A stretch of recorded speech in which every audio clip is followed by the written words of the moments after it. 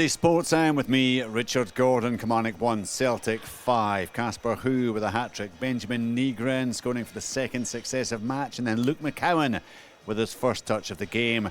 Michael Schoening-Larsson had given Kilmarnock just a little bit of hope in the second half. But it was a game largely dominated by Celtic, who strolled to that 5-1 lead. Remember, it's 2-0 Hearts against Dundee United. We head there shortly.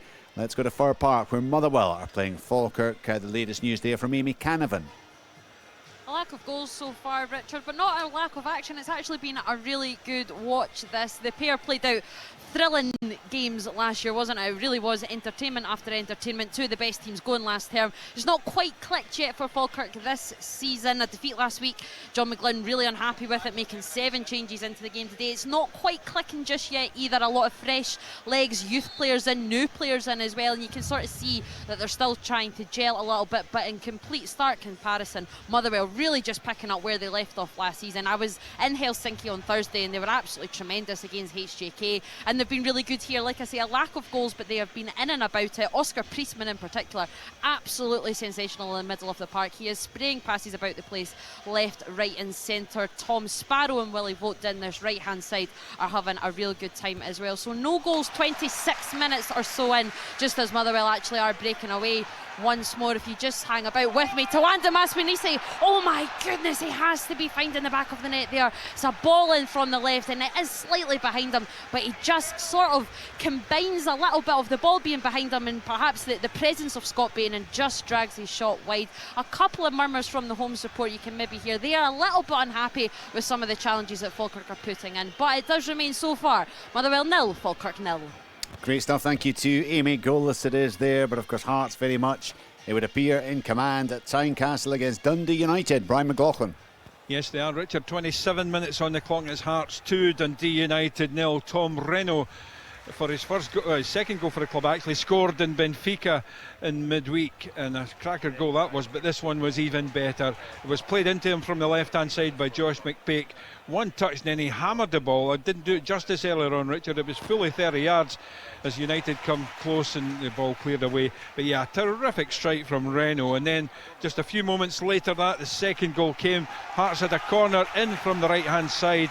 It was a tug in the shirt of Jimmy McCart. It was the referee Kevin Clancy didn't see it. Nick Walsh did, however, and pulled Clancy over to the screen to have a look. It was a clear-cut penalty, and it was the first goal for Hearts for Calvin Miller, who dispatched the ball through the middle. A little bit more info, Richard, on Alexandros Kiziridis, not in the squad today. I'm told the club have agreed a deal with a Turkish outfit somewhere in the region of €2 million. He is here today, Alexandros Kiziridis, but believe he will be heading off to Turkey tomorrow to finalise that move. And that was obviously a move, Richard, that he came in last year for around 400,000, and that's why Jamestown is so important to Hearts, because that's the model, that's how they want it to work. Bring in cheap and sell big, and Kiziridis is on his way to Turkey. Interesting, yeah, he had a wonderful first half of the season, maybe dipped off a bit in the second, but that is good money, good profit for Heart of Midlothian. And on the pitch this afternoon, 2 very early goals from Tom Renault and Calvin Miller from the penalty spot. 2-0 it is for Heart of Midlothian against Dundee United. Right, let's get to Ibrox. It's our 4 o'clock kickoff. Al Lamont is our match commentator. You've got the team news there, Al. Hi Rich, I do indeed. Yeah, half a dozen changes for Rangers from that 2-1 defeat out in Poland on Thursday. There's going to be a debut for Olwetu Makania and a first start also for Vanya Dragojevic. Devlin, Raskan, Curtis and Shankland also come in. McCrory, Sterling, Neil, Diamondi, Chukwani and Osgar all drop to the bench. And just been chatting with Scott Allen and Ryan Jack here in the gantry about the Rangers' shape. I mean, if you look at the personnel, a 4-4-2 is probably the most kind of sensible option. Dragojevic came on at right back on Thursday, so if you pop him at right back, you would then have Makania and Fernandez at centre back and 2 Romans at left back, with Ivor Pandor, of course, in goal. And then from right to left in midfield, you would have Jokota, Devlin, Raskan and Curtis, with Shankland and Chermiti up front. So that seems to make sense. However, just looking at the way that Rangers have published their team on their X account, and also just Ryan mentioned Derek McInnes's how much he likes kind of matching up against other teams, it almost looks like it might be a 3 at the back with McCann, Fernandes and Romans, and that would then suggest that maybe Dragicevic and Curtis would play as wing backs. So that is going to be quite interesting to see exactly how they line up, and then you can chat to the guys here about that in the fullness of time. Want to give you the Hibs team, which is 4 changes from the victory on Thursday against Skendia, with Campbell, Shuto, Clegy and Megwa coming in for Elding, Lowe, Boyle and Paslak. They will be a 3 at the back for sure, as they always are. It's Raphael Salinger in goal, O'Hara, Kerr and Obita are the 3 at the back. Megwa and Mayer the wing backs, Mulligan and Chaiwa central midfielders, with Campbell probably just ahead of them, and Clegy and Shuto up front. Boyle's actually out the squad altogether. Jamie McGrath is back on the bench. That's good news for David Gray as he comes back from injury. Referee here is the one and only Don Robertson, and it's on VAR duty is Matthew McDermott. Yeah, I know that Don is always your favourite, Al Lamont. Look, seeing as we just got the Hibs team there, got to Scott Allen in terms of, I mean, I've got to say it kind of raised an eyebrow for me as I looked at that lineup. Probably surprised one or two of the Hibs fans. Is this about the nature of the start of the campaign they've had, the fact it's been so busy, the need to give players both time on the pitch but also a bit of a rest at times? Yeah, I think that's absolutely right. I think from a Hibs point of view, it's been unchanged since the season started. And you look at the players who've obviously been out injured. There's been ones who have been rushed back and they've only had one day of training. It's a long season, and I think it also shows you the importance of Thursday night for Hibs, for the money and to get through the tie, and where their expectations are. So I think it's a bit of both. If I'm totally honest, sorry. I think if you're a Hibs fan, turn up, you maybe be a bit disappointed for that, but you got to understand it's early in the season and he's named an unchanged team for the last 2 weeks. So Martin Boyles and your own Eldons, who was excellent on Thursday night for Hibs, they'll be disappointed not to start, but I think this was a beauty to Thursday night, if I'm totally honest. Yeah, Martin Boyle, we gather, struggling with an Achilles injury, which has been causing him one or two issues, and that presumably has played a part in his absence this afternoon. Right, Ryan Jack, delighted to have Ryan with us this afternoon. Are you? In fact, look, just before we hear from you, Ryan, we're going to hear from the manager, because Derek McInnes is now live right now with Curtin Idsan. Derek, thanks for joining us live on BBC Radio Scotland. Can I start with him? Yusuf Chermiti is in the team today alongside Lauren Shankland. Is it right that the club's turned around what would have been a record bid for him? I'm led to believe, yeah, the club's valuation of the player hasn't been met. So, for our point of view, like everything else, when you get clubs looking at your players, it's business as you were. So, you know, and it's no surprise that he's a player who's got a big tag on him and he's got high potential, but thankfully he's our player and that will continue to be the case. Yeah, and unless you get exactly what you want for him, you'll stay here. Yeah, but that's for the people above me, but obviously we're trying to build a team here at the minute, and we're trying to still bring additions to the team that helps us add to the good players that we've got, including Yusuf. So it's not something we would encourage at any point. And as I say, obviously the news is broken at today, but we're just trying to concentrate on the game today, as you can imagine. Just indulge me one more. You talked about bringing additions there. Driech, the winger from PSV, I think you've put in another bid for him, is that right? He's one you're keen on? Yeah, we've got a few bids in for several players, and a few things are ongoing at the minute, but you know, like everything else, ideally a lot of these things would have came to fruition a wee bit quicker. But hopefully, as I say, if there is any news to tell, it'll be in the upcoming days on a few of our targets. Right, to the game, your first home game as Rangers manager. It's a big moment for you. Yeah, obviously with a couple of friendly games here, but the first real competitive game. We've had a tough start, there's no two ways about it, away at Tannadice and away in Poland, and performances have been scratchy at best, to be honest. We've had some good moments in both games, but also some stuff that clearly isn't going to get the job done here. So we're working towards trying to get better performances. I don't think we're going to get perfect at this stage of the season, just for loads of reasons. You know, I think getting people in and out and getting people up and running. But we've got to try and be good enough to win games as we work towards that. And today's another opportunity to do it. I think being at home, we've got 3 games at home now.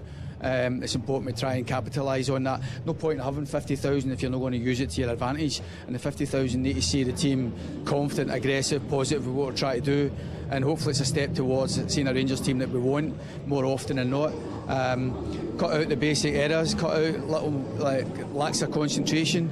Don't give teams too much encouragement. Hibs are a good team in their own right without giving them any extra encouragement today, so it's up to us to make sure that we are a bit more solid with work, a bit more reliable in what we're doing, especially when we have to defend, and hopefully, as I say, we can try and get off the mark with 3 points today. Obviously a point away at Tannadice was a disappointing return for us, and we should expect better. Hopefully we get better today. A big day then for all of you players, maybe a couple in particular. A first start for Dragojevic and a debut for McCann at the back. And is Finlay Curtis as well? Is he at right back? No. Vanya and Big Maka obviously not long with us. Vanya's been with us a wee bit longer and has done a wee bit more in the pre-season. We're not overly blessed with defenders, and we wanted to look after Dujon. Really, he's not really over the period of time at the club. Playing 3 games in a week is not something he's been able to do, so he's had a really strong pre-season. We want to keep that going, so we look to make a couple of changes there. And I do think Vanya is a boy who obviously we've invested heavily on it, somebody so young, as is Big Maka, but both lads we feel we've got a potential to do well in a Rangers shirt. Hopefully we see the start of that today. Derek, thank you very much. Thank you, cheers. Well done, mate. There we go, Curdy Nidsam with Derek McInnes. We wouldn't get absolute clarity in terms of how Rangers are likely to line up. Ryan, have you been able to come up with the solution to this, or we're just going to have to wait until the game kicks off? Yeah, Richard, I think obviously from how he's speaking, I'm trying to figure it out myself, but I think it could be a 4-4-2. So as I've obviously listened to Derek there, I'm sure he's getting that message across to the players that today's really important. I think he said scratchy at best for the 2 performances so far. Dundee United and away in Poland, so I think he'll know that the players owe this crowd a big reaction, and hopefully they can go and get the first 3 points of the season. Yeah, look, you know the demands, you know the expectations, and as Derek pointed out there, you've got 50,000 in there. You need to make them work for you and not against you, which they can do, of course, if results aren't going and performances aren't going the way that you hope. He's right though, Derek, isn't he? I mean, it has been a tough start. You go to Tannadice for your first competitive game, and then you're up against a very good side in Poland midweek. Yeah, of course. I think it's been a difficult start. I think Tannadice over the years for Rangers always been a difficult venue, always a tough match. Obviously a Friday night opening game of the season, it was a sellout. So yeah, that was a difficult one, but it's what the expectation is of this crowd and this club is home and away. You expect to go and put on a performance and win. And obviously Poland again, it was hot conditions and another difficult match. But as we've all touched on, we all know the way that Rangers work in Scottish football. If you don't win at the big clubs, then the rumour mill starts, the pressure starts, it cranks up straight away, especially from the fans. So Rangers players owe the support and themselves a big performance today. And of course, Cerdine had asked Derek there about the bid for Youssef Chermiti. From what we understand, it's from Galatasaray, and a bid of somewhere in the region of £22 million. So it will be interesting to see if the Turks or indeed anyone else come back and increase the price that is on offer. We'll be back to Ibrox shortly. We'll get more from Ryan Jack and from Scott Allen. We'll hear from David Gray as well. Let's though just wrap things up with the team at Rugby Park for now. A 5-1 win for Celtic. Pat Bonner, I mean, the simple truth is it might have been double figures given the opportunities that Celtic created. Yeah, absolutely. The big chance hit the crossbar, hit the post. Max Striker had big saves, it's been a convincing one. I thought a sensational performance from Casper, who his movement, his hold-up play, his just very, very aware. Now he's coming out of a league that he's match fit, and it shows there. But getting a hat-trick is the perfect start for him, he's made that connection with the fans. So all very, very good today, and maybe Martinelli might stay in the house for a couple of weeks longer.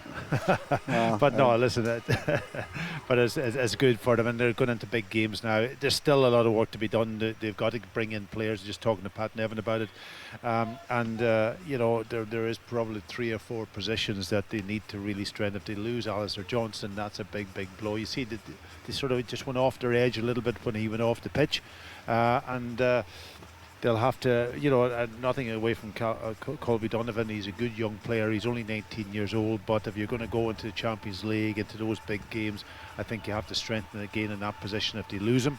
And then, of course, they have no cover for Tierney on the other side also. So a lot to be done, but a really good, convincing start today. Yeah, Pat Nevin was also there as part of our commentary team. You got a similar assessment to your esteemed friend?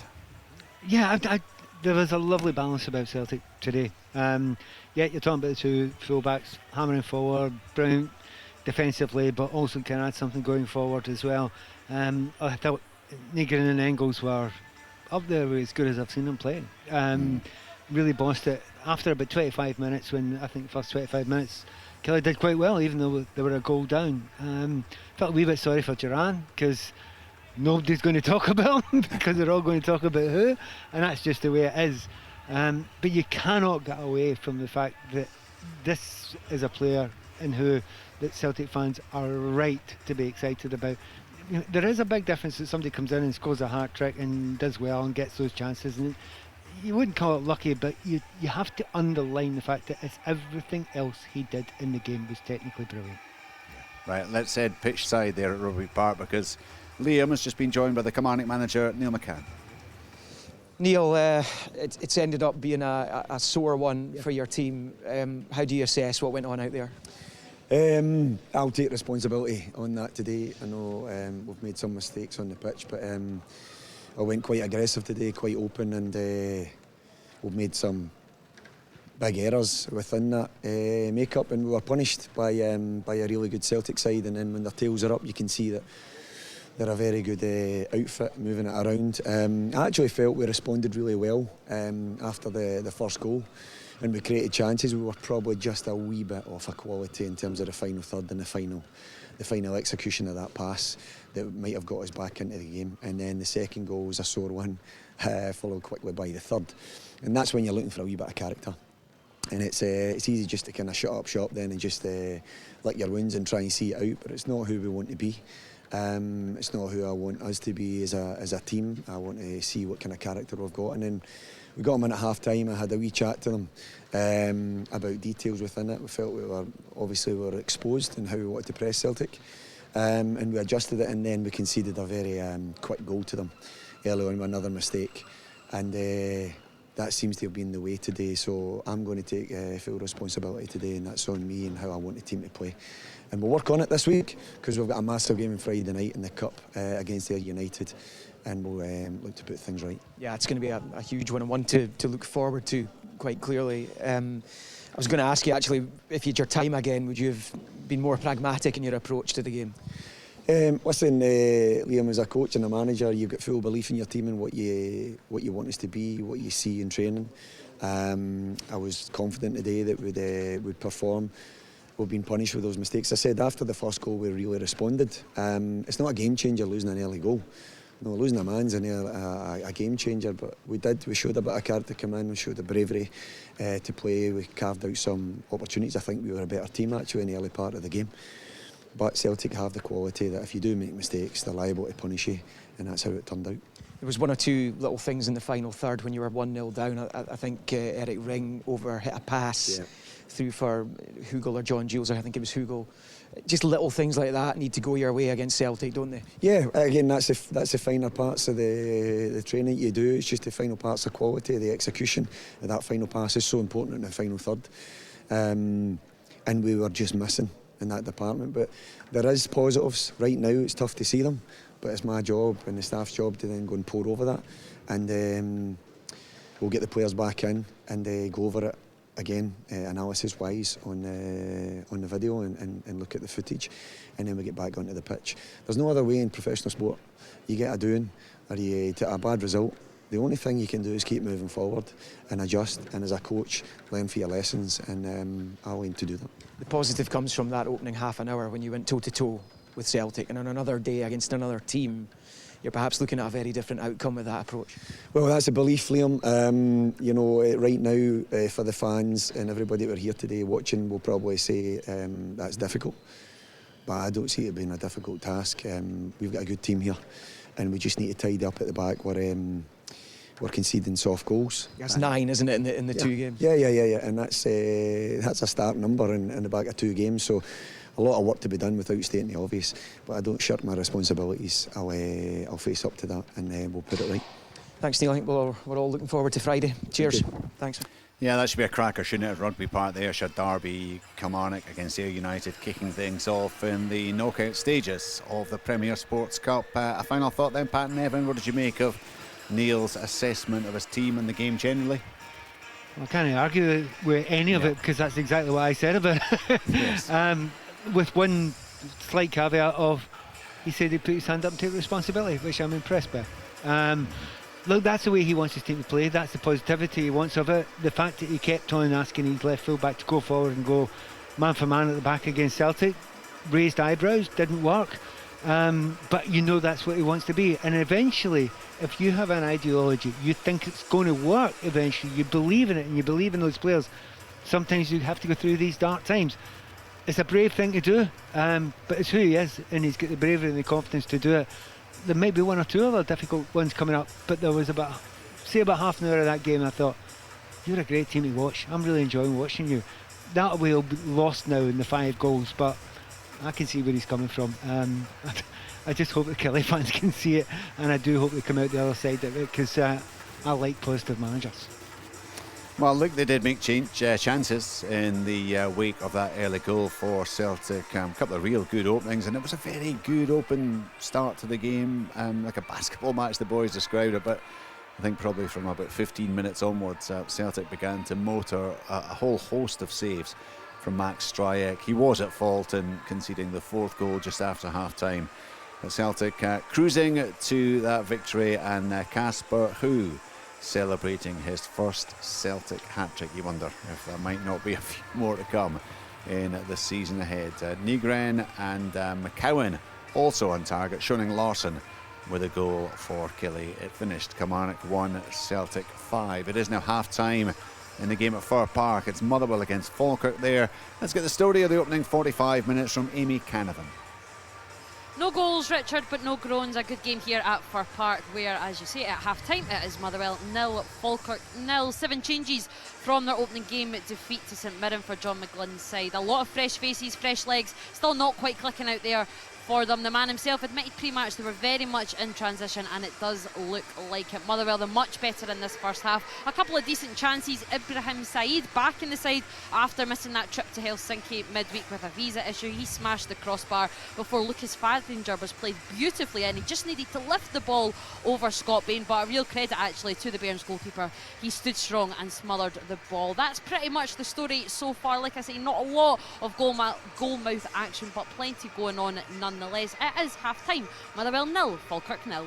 Highlights of all today's games, and indeed the 2 from yesterday on Sports Scene tonight, 7:15 on the BBC Scotland channel. It's approaching half-time at Tynecastle. Hearts against Dundee United. The latest there from Brian McLaughlin.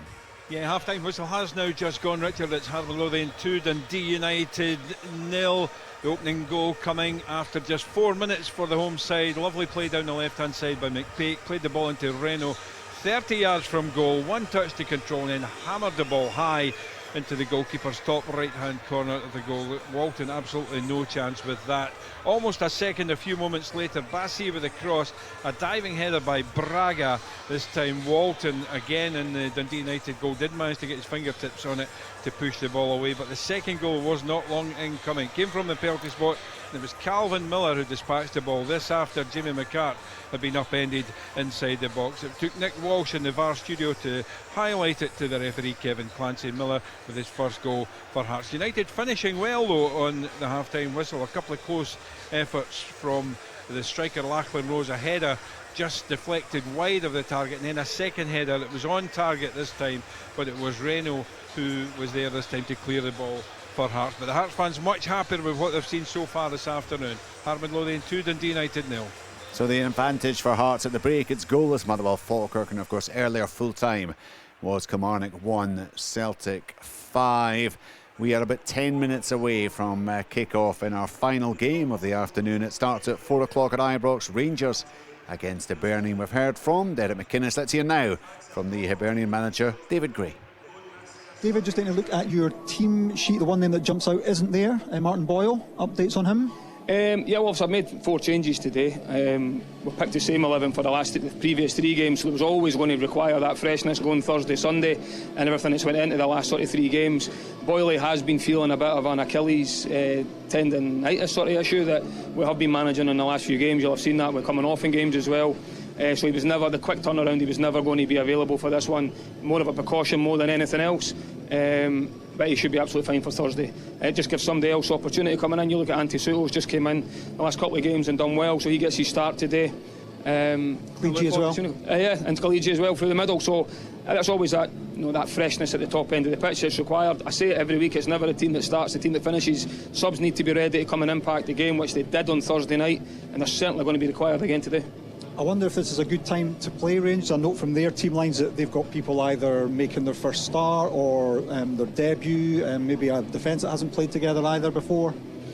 Listen, I think it's a brilliant opportunity just to come and play at a really good stadium. I think I always challenge the players, you need to believe you can come here and win. In the last couple of seasons we've managed to do that, which is brilliant. So that should give the players that have been here the last couple of seasons and been on the journey with us real belief that they can go and do that. New players coming in, making sure that they're ready for the challenge that's coming, because regardless of what Rangers team was selected today, it's coming. It's going to be a real tough test, a real challenge. Derek McInnes' first game at home, the first home game of the season, 50,000 supporters. It's going to be an electric atmosphere, as it always is. But these are brilliant atmospheres to play in, and this is why you should, it's all part of being a football player, and a brilliant test for the players. Absolutely, it's that kind of big game atmosphere that you want your guys to thrive in and show what they can do. And I suppose if you look at the last 4 times that you've come here, 2 wins. Yeah, I think it shows you need to have the complete performance. That's one thing. We feel good. The confidence off Thursday night was a brilliant win. Winning in Europe is very difficult. I think we were only side to win on Thursday night. But as a result of that, we know we need to be better than we were on that night because of the level of opposition and the challenge that we face. History tells you a difficult place. You've just said there, the last 2 seasons we've came here and won. Can we be the first team to come here and win in 3 consecutive seasons? I don't think that's been done before. So it shows you the challenge, but we're always trying to push this group to try and recreate our own history, and we've got a brilliant chance to do that today. David, thank you very much. Thank you. A positive case forward there, Scott Allen. Also the explanation in terms of those 4 changes that he's made, and the hope, I guess, that Martin Boyle's injury doesn't prove to be anything other than just a slight short-term niggle. Do you like what you're hearing from David? Yeah, it's what I said at the top of the show. I felt that would be the case. A bit of freshness coming into the team after them playing an unchanged 11 for the last 3 games, and the subs did have an influence in the game. Suto did come on and had a real impact, and the fans, he certainly got the fans back when he came on, just because he was aggressive and put himself in an area to go and try and put defenders under pressure. So it gives them a different sort of outlet. You've got Kaliji who's come in, who for me, I think there's a player in there, and it'll divide opinion, but I think if you play his strengths, and that's off the shoulder, he's electric. Yeah. That kind of combination with him and Suto could be interesting today against a Rangers backline, which looks really all over the place, if we're totally honest. Over the last 2 games have looked very uncomfortable at times defending crosses, so it'll be interesting if they've looked at their games and feel it's an area of the park where they can go and hurt Rangers, especially on transition. But I totally understand the freshness. Thursday is a big game for him. He obviously said in his interview he fully expects Martin Boyle to be fit. The one key area of the park for Hibs, for me, where I feel they have to get an addition in, is in that kind of number 6 position. We've seen Triantis 2 years ago, we've seen Barlaser last year. They were the guys who can receive and play forward and break the lines. In Chaiwa and Josh Mulligan, it's not naturally their strength. Their strength is other things. Chaiwa getting about the pitch, putting challenges in, and Mulligan coming onto the game and arriving in the box. That's a position that I feel maybe why we haven't seen Hibs at their fluid best at this point in the season, but there's still a lot of time in the window to get that sort of player in, and I'm sure it will be a part of the pitch where Hibs will be trying to strengthen. We're going to have a split in the frequencies now. If you want to hear your request with Gary Innes, just make sure you tuned in to BBC Radio Scotland 92 to 95 FM. If you're going to stick with us here on Sports Sound, it will be on medium wave in the radio. Get us online at bbc.co.uk/sportscotland. If you're on the BBC Sounds app, make sure you're tuned in to BBC Radio Scotland Extra. Coming up with us live commentary, Rangers against Hibernian. So this is Sunday Sports. We're just a few minutes away, in fact, from the game getting up and running. Scott Allen giving us his thoughts there on Hibernian, and it is going to be interesting, Ryan Jack, isn't it? It's a largely untried, untested group that Rangers have at the back. I mean, they are very much going to have to try to find their feet, and I suppose from a Hibs point of view, they'll want to try to unsettle them as quickly and as early as they can. Yeah, I think you're right. I think the challenge when you come and sign that dotted line at Rangers, it's always you have the challenge, you play the match, and then you move on quickly. And I think Rangers are finding that the hard way, that if you don't win it in the league and then you're going to a European game, the pressure goes on that. And if you don't win that, then for a club like this to not win 3 games in a row, a lot of people will be talking and asking questions, and rightly so. But I think there's a lot of new signings, obviously, that's came to the club that's going to be playing today. So you're hoping that they can come here, not have that fear, add that bit of freshness. And the others that have been here last year can obviously gel well and take that forward. But I'm looking forward to today, and I think it's going to be a great game. Yeah, I think these matches, more often than not, Tom English, they offer entertainment. They quite often offer goals as well. It's going to be a fascinating 90 minutes ahead there. Yeah, I hope so, Richard. Yeah, the atmosphere certainly is up to scratch. It's a pretty thunderous atmosphere. The owners of the club are in the building. They have a big meeting tomorrow. Just talking to a few of them earlier on. Trimiti was subject of conversations here about this supposed, apparent £22 million bid that's been reported on. They said they don't have to sell. So let's see what happens. Let's see what happens. But certainly the atmosphere is terrific. We haven't got the teams out yet.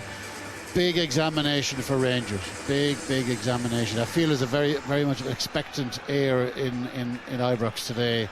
And Hibs, well, they've got nothing to lose. I think they've got they're a dangerous side at their best. At their best, Hibs can really cause trouble for Rangers today. And certainly with Rangers defending the way they've been, there could be opportunities for Hibs if they're on their mettle.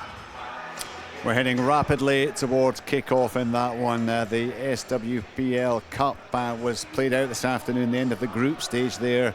Some big score lines. Montrose 9-0 against Hamilton Women. Livingston beat Falkirk 5-0. There was a 3-2 victory for Motherwell away to Kilmarnock.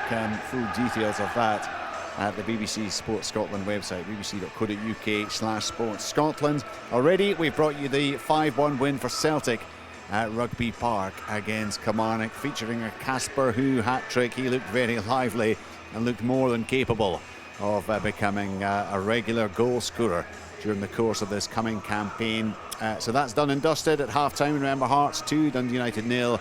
Tom Renault and a Calvin Miller penalty early on, and Motherwell 0, Falkirk 0. Highlights of all those games and the one we're about to bring you at 7:15 on the BBC Scotland channel. That's the Sports Scene highlights with Jonathan Sutherland. It's a busy week coming up.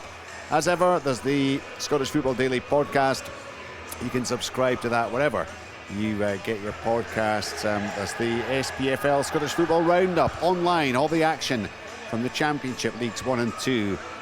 Get that at some point tomorrow. It's always a great way of catching up on the games, the goals, the big action up and down the divisions. And then on Thursday nights, after a busy weekend of domestic football, we're back to Europe. Some massive games there. You kind of feel it's all done and dusted for Hearts.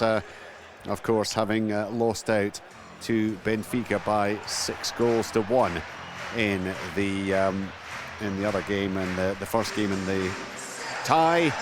They look for some kind of pride there, I suppose. Hibernian, of course, are taking on Skendia. We'll have live commentaries over the course of that programme. Gets underway at 6 o'clock. Live commentary, Skendia against Hibernian. And then later, Rangers against Jagiellonia. Updates, Motherwell, Helsinki and Hearts Benfica. And then that massive game in Ayrshire, Kilmarnock against Ayr United, getting the group stages of the Premier Sports Cup up and running next Friday night. So all that to come, and still plenty to bring you this afternoon. Next up, live commentary from Ibrox. It's Rangers against Hibernian with Ryan Jack, Scott Allen and Al Lamont. Thanks very much, Richard. Welcome to Ibrox as Rangers host Hibernian. Both sides looking for a first league win of the season. Tom has just told you the atmosphere here is pretty electric. It's a full house. Most of those Rangers fans, of course, away to our right hand side. A massive tifo in the Copeland Road stand has just been furled away, and most of the fans inside that stand also waving red, white and blue flags. It's quite a sight. Across in the far corner, 1,000 or so Hibernian supporters will be looking for a repeat of the victory they recorded here at their last visit, as Rangers lost 4 in the bounce post split, putting paid to their title hopes, and the home side can ill afford a repeat of that outcome if they're to avoid being cast adrift even this early in the campaign. The two teams are just a bit ready to get underway as Rangers just break out of a little circle, and Hibernian will kick us off here in Govan. They'll go from left to right as we look at it from the centre of the main stand, just at the halfway line more or less, and it'll be Josh Campbell to get us underway once he gets a signal from the referee, who's Don Robertson, Hibernian captain today by Warren O'Hara. And Rangers, of course, led by Lauren Shankland. Hibs just mixing things up here pre-kick-off. There's just a little tactical change to the way they're going to kick things off, and in the end it's going to be Antti Schuto who makes his way into the centre circle. They've changed tack, we're underway. Goes back to the goalkeeper, Raphael Salinger, who launches it long down the left-hand side, and is well won on his debut there by Olwetu Makanya. Towering figure. Looks like it is a 4 at the back for Rangers. We were having a bit of a debate, 4-4-2 by the looks of it, with Vanja Dragijevic playing at right back, where he came on against Jagiellona on Thursday. Not his preferred position. He's a man who wants to play at the heart of that midfield where Ryan Jack used to roam, but ultimately, Ryan, you've got to be able to adapt to the situation. Yeah, for sure. I think you can see him slotting in it right back there, but obviously the club signed him as a centre midfielder, but straight away I think it's an area Rangers probably need to maybe get another body in, because if you're saying Dujon can't really play back-to-back games, and then obviously Ross McCrory's came in, so... There's Raskan looking for Yokota on his second start, having just signed ahead of the European game midweek. Just couldn't quite get there. Raskan's pass just asked a little bit much of him, but he's starting right hand side. Finlay Curtis gets his start on the left hand side after an impressive cameo off the bench, and Raskan was good on Thursday as well when he came on, and here he is finding Yokota right hand side. Rangers looking to start brightly here into the box from Dragijevic. Chermiti can't make the most of it, and it's played forward by Mulligan, and it's one for Clegy to chase, and the goalkeeper's come a long way and he gets his head to it, and then it'll be kept in by Makanya. He played it off Dragijevic, and fortunately for him it fell to a Rangers player, and Devlin gets it back out to Yokota right hand side, cutting in off that flank. He's given it straight away to Shuto. It's a poor pass from the Japanese, and Hibs pick up through Chai one side the centre circle. Shankman working back the way, but it will break for Obita left hand side, lifts it down the left for Mayer, who's advancing into the penalty area. Comes Campbell, but Makanya, who's Fernandez on that occasion who was first to it, but Hibs looking to make some headway on that left flank. It's played back to the Rangers goalkeeper Ivor Pandur, looking for a first clean sheet in his third appearance. It's given away again by Rangers in the midfield, but Raskan tidies up, and now it's Romans in the left back row, closed down, but gets it forward to Curtis. Closely marshalled there by Megwa, pulled to the ground by Megwa, and Rangers will have the free kick, and the referee wants a word here with the Hibs wing back, and I wonder, is it too early for a card? Is it too deep in the Rangers half for it to be worthy of a card, Scott Allen? Yeah, for me I think it's a bit early. It is deep. I think Finlay Curtis does really well. His body in between man and ball, manages to get on the outside of Megwa. Just looking at how Rangers have set up there on the way, you look a bit, it's been a bit of nerves there in terms of playing out from the back at times, but just rushing things, and that comes if it's not been on the back of winning games of football. And you can see Hibs looking any time it goes to a full-back, trying to lock them down that one side and force them into these straight passes to go and nick the ball and go on the counter-attack. Curtis looking for Shanklin, but O'Hara steps in, knocks the ball out of play on the halfway line. Both managers just at the edges of their respective technical areas. David Gray looking for another positive result. They've won on 2 of the last 3 visits in the league. As played out to the right hand side, Dragicevic manages to get it to Jokita, continues his run. Dragicevic looking to cut it back for Shanklin, who just caught a Hibs heel on its way into the penalty area and didn't find Shanklin ultimately, but Dragicevic looking to keep the pressure on. He's won it, but unfairly, or not perhaps, on the referee has signalled for the Hibs free kick. It did look like a bit of a shove in the back there as Rangers looked to try and start this game. One thing that caught my ear in the Derek McInnes pre-match interview, Ryan, was he said he wanted a confident, aggressive, positive performance to take advantage of this, the 50,000 crowd, and to be fair, Rangers have started on the front foot. Yeah, I think exactly what you need. I think run forward, pass forward, especially early doors, make Hibs defend. Don't let the Hibs defence feel comfortable, and so far they seem to be doing that, and you just like to see them sort of keep on that and don't let Hibs breathe at the minute, because if you let good teams take time on the ball and show good composure as Hibs are now, then they can look like a good team and good players. So Rangers just need to keep pushing. Romans just knocks it back to Fernandez, plays it back to the goalkeeper. Campbell closing him down, but Pandur gets it out to Macania, right hand side of the penalty area. Clige closes him down, the ball comes forward and eventually will go out of play over on the far side for a Rangers throw. We've played 5 minutes, no goals as yet. We'll keep you up to date with the second half scorelines in the games that are still going on. Hearts leading Dundee United by 2-0 and Motherwell 0, Falkirk 0. Falkirk won on both visits in the league there last season. We'll be looking to replicate that. Here's Romans for Rangers, just leaves it for Curtis left hand side, cuts in off the left, gets a little 1-2 from Chermiti, comes forward, Chaiwa steps in. Curtis showed him a little bit too much of the ball there. There's Dragicevic getting out to Jokita once more. Jokita cuts in off the right hand side into Shanklin, tries to spin away from Obita, who gets the ball but just has to knock it out of play.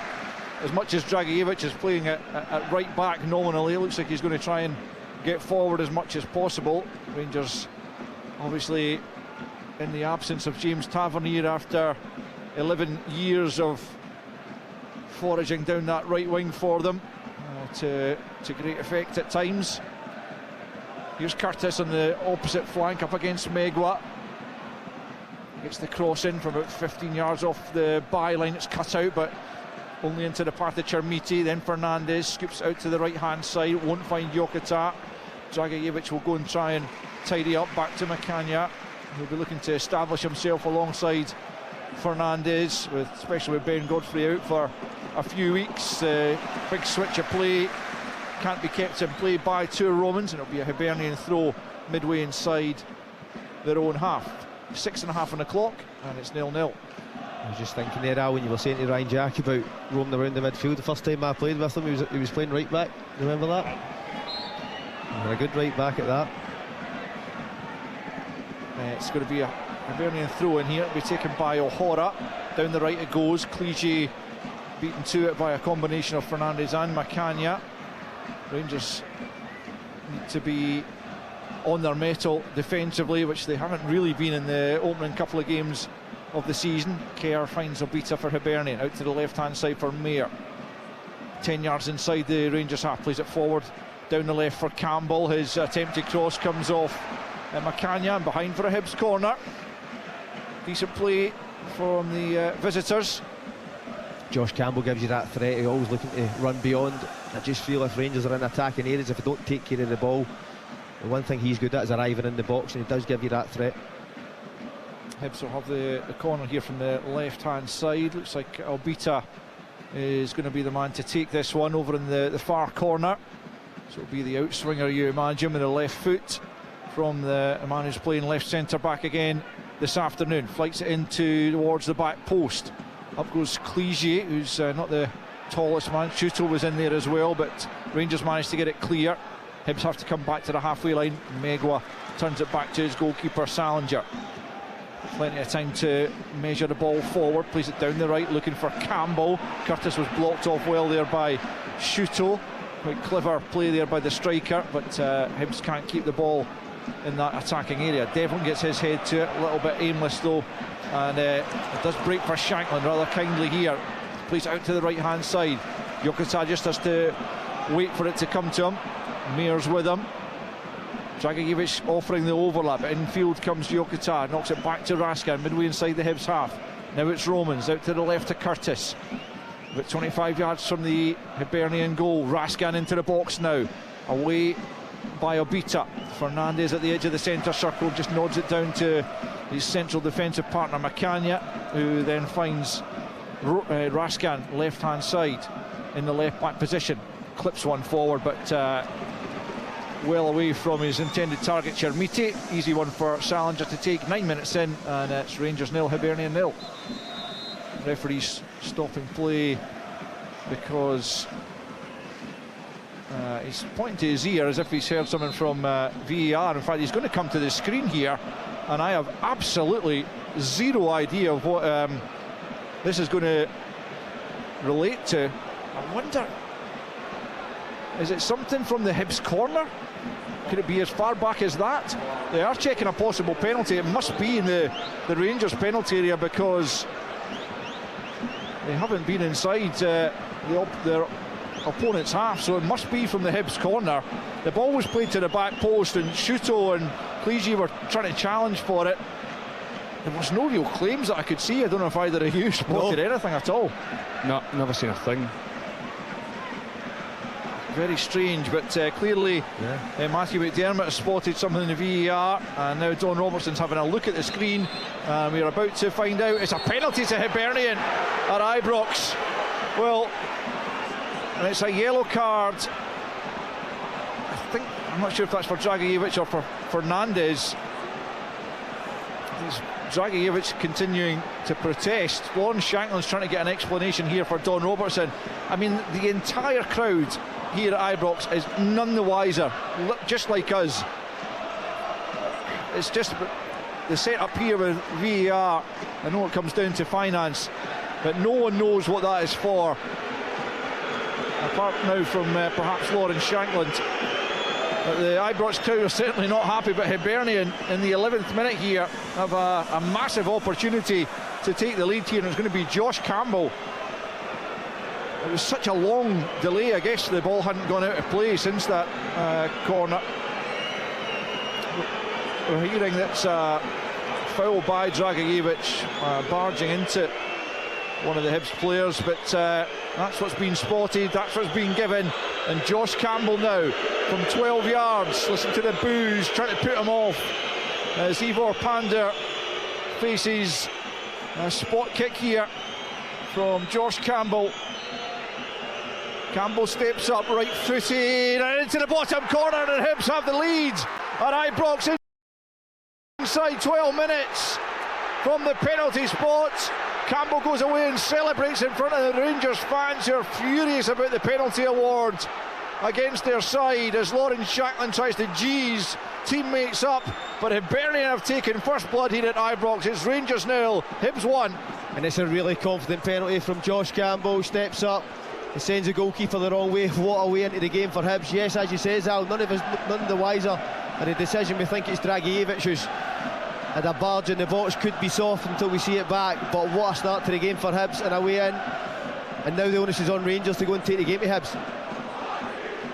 Well, Ryan, Rangers simply have to pull their socks up and respond to that early adversity. Yeah, for sure. I think, as Scott said there, none of us seen what actually happened. It just looked like it was a big coming together. 3 or 4 bodies in the box. No one actually sees if it's hit an arm or if it's a shirt pull or what's actually happened. But it looked very soft to me. But I think Rangers need to wake up, and that needs to be a... Here's Chermiti into the penalty area, tries the shot, drags it all the way across goal. And it will be a Hibernian goal kick. Hibs claiming that he controlled it with his arm. He certainly had the arm up, might have been the top of the arm though, as he was played in over the top from Fernandez. Rangers with a sight to goal, trying to respond immediately, but Chermiti, subject of 20 million plus bid from Galatasaray, we understand, but Rangers in no mood to accept it. There's been a goal at Tynecastle. We'll get to Brian McLaughlin, who's watching that one in just a moment. Cammy Devlin plays it back to his goalkeeper. Let's head to Brian quickly. Yeah, it's now Hearts 3, Dundee United now. Claudio Braga on target, a wonderful three-man move. Braga finished it off though, dispatched the ball low beyond Dundee United goalkeeper Jack Walton. Hearts 3, Dundee United 0. Thanks, Brian. Devlin forced to rush here at the back as he slides in and gets it to Macania. He plays it square now for Fernandes, midway inside his own half. Wonderful start to the game for Hibernian, you'd have to say. It contains Rangers, and when they got the, well, you could say it's a stroke of fortune, but ultimately if there's been a foul inside the box, then they deserve it. And Josh Campbell, as Scott is saying, showed great composure despite the howls of boos from the bulk of the stadium. Sent the goalkeeper the wrong way and has Hibs in front in the early stages here as Romans plays it in the channel for Chermiti, left hand side, turns away from Kerr, knocks it back to Curtis here, up against Megwa, touches it back to Raskan, still left hand side, thinks about trying to put it into the area, then decides otherwise, plays it short to Curtis once more, then it comes back to Raskan, he tries to send it in, Mulligan gets something on it, and Chermiti penalised for the challenge on Chaiwa as it came in, and we can tell the home crowd not at all happy with that decision either. And things certainly not going Rangers' way in the opening quarter of an hour, almost 15 on the clock, and it's Rangers 0, Hibernian 1. This now becomes the issue with Rangers' shape in the 4-4-2 against Hibs, who, as we've seen over the course of the last two seasons, when they go a goal in front and they don't need to chase the game, they can drop back into the 5 and the spaces just become really small. You're then looking for Rangers' creative players to go and have combinations and give and goes. What we're seeing at this moment in time is it going wide, helping the ball into the box and hoping that it maybe falls to one of the Rangers players. That's where you've got to have more creation, and I know it is an area that Rangers will be trying to improve in. That is when Hibs now have the lead, they can protect that, and the challenges for Rangers, can they probe, can they find the extra man? Shankman finds Curtis left hand side to run at Megwa here up to the edge of the box, back in field. He was looking for Shankman, but it was behind him, and Mayer's able to pick up and come forward. Now Campbell takes over from him on the left hand side. The goal scorer plays it forward. Macania with good strength against Clige, who's not the most physical players anyway, but it was good defending nonetheless, as Romans gets it to Curtis once more, back in field to Raskan on the halfway line.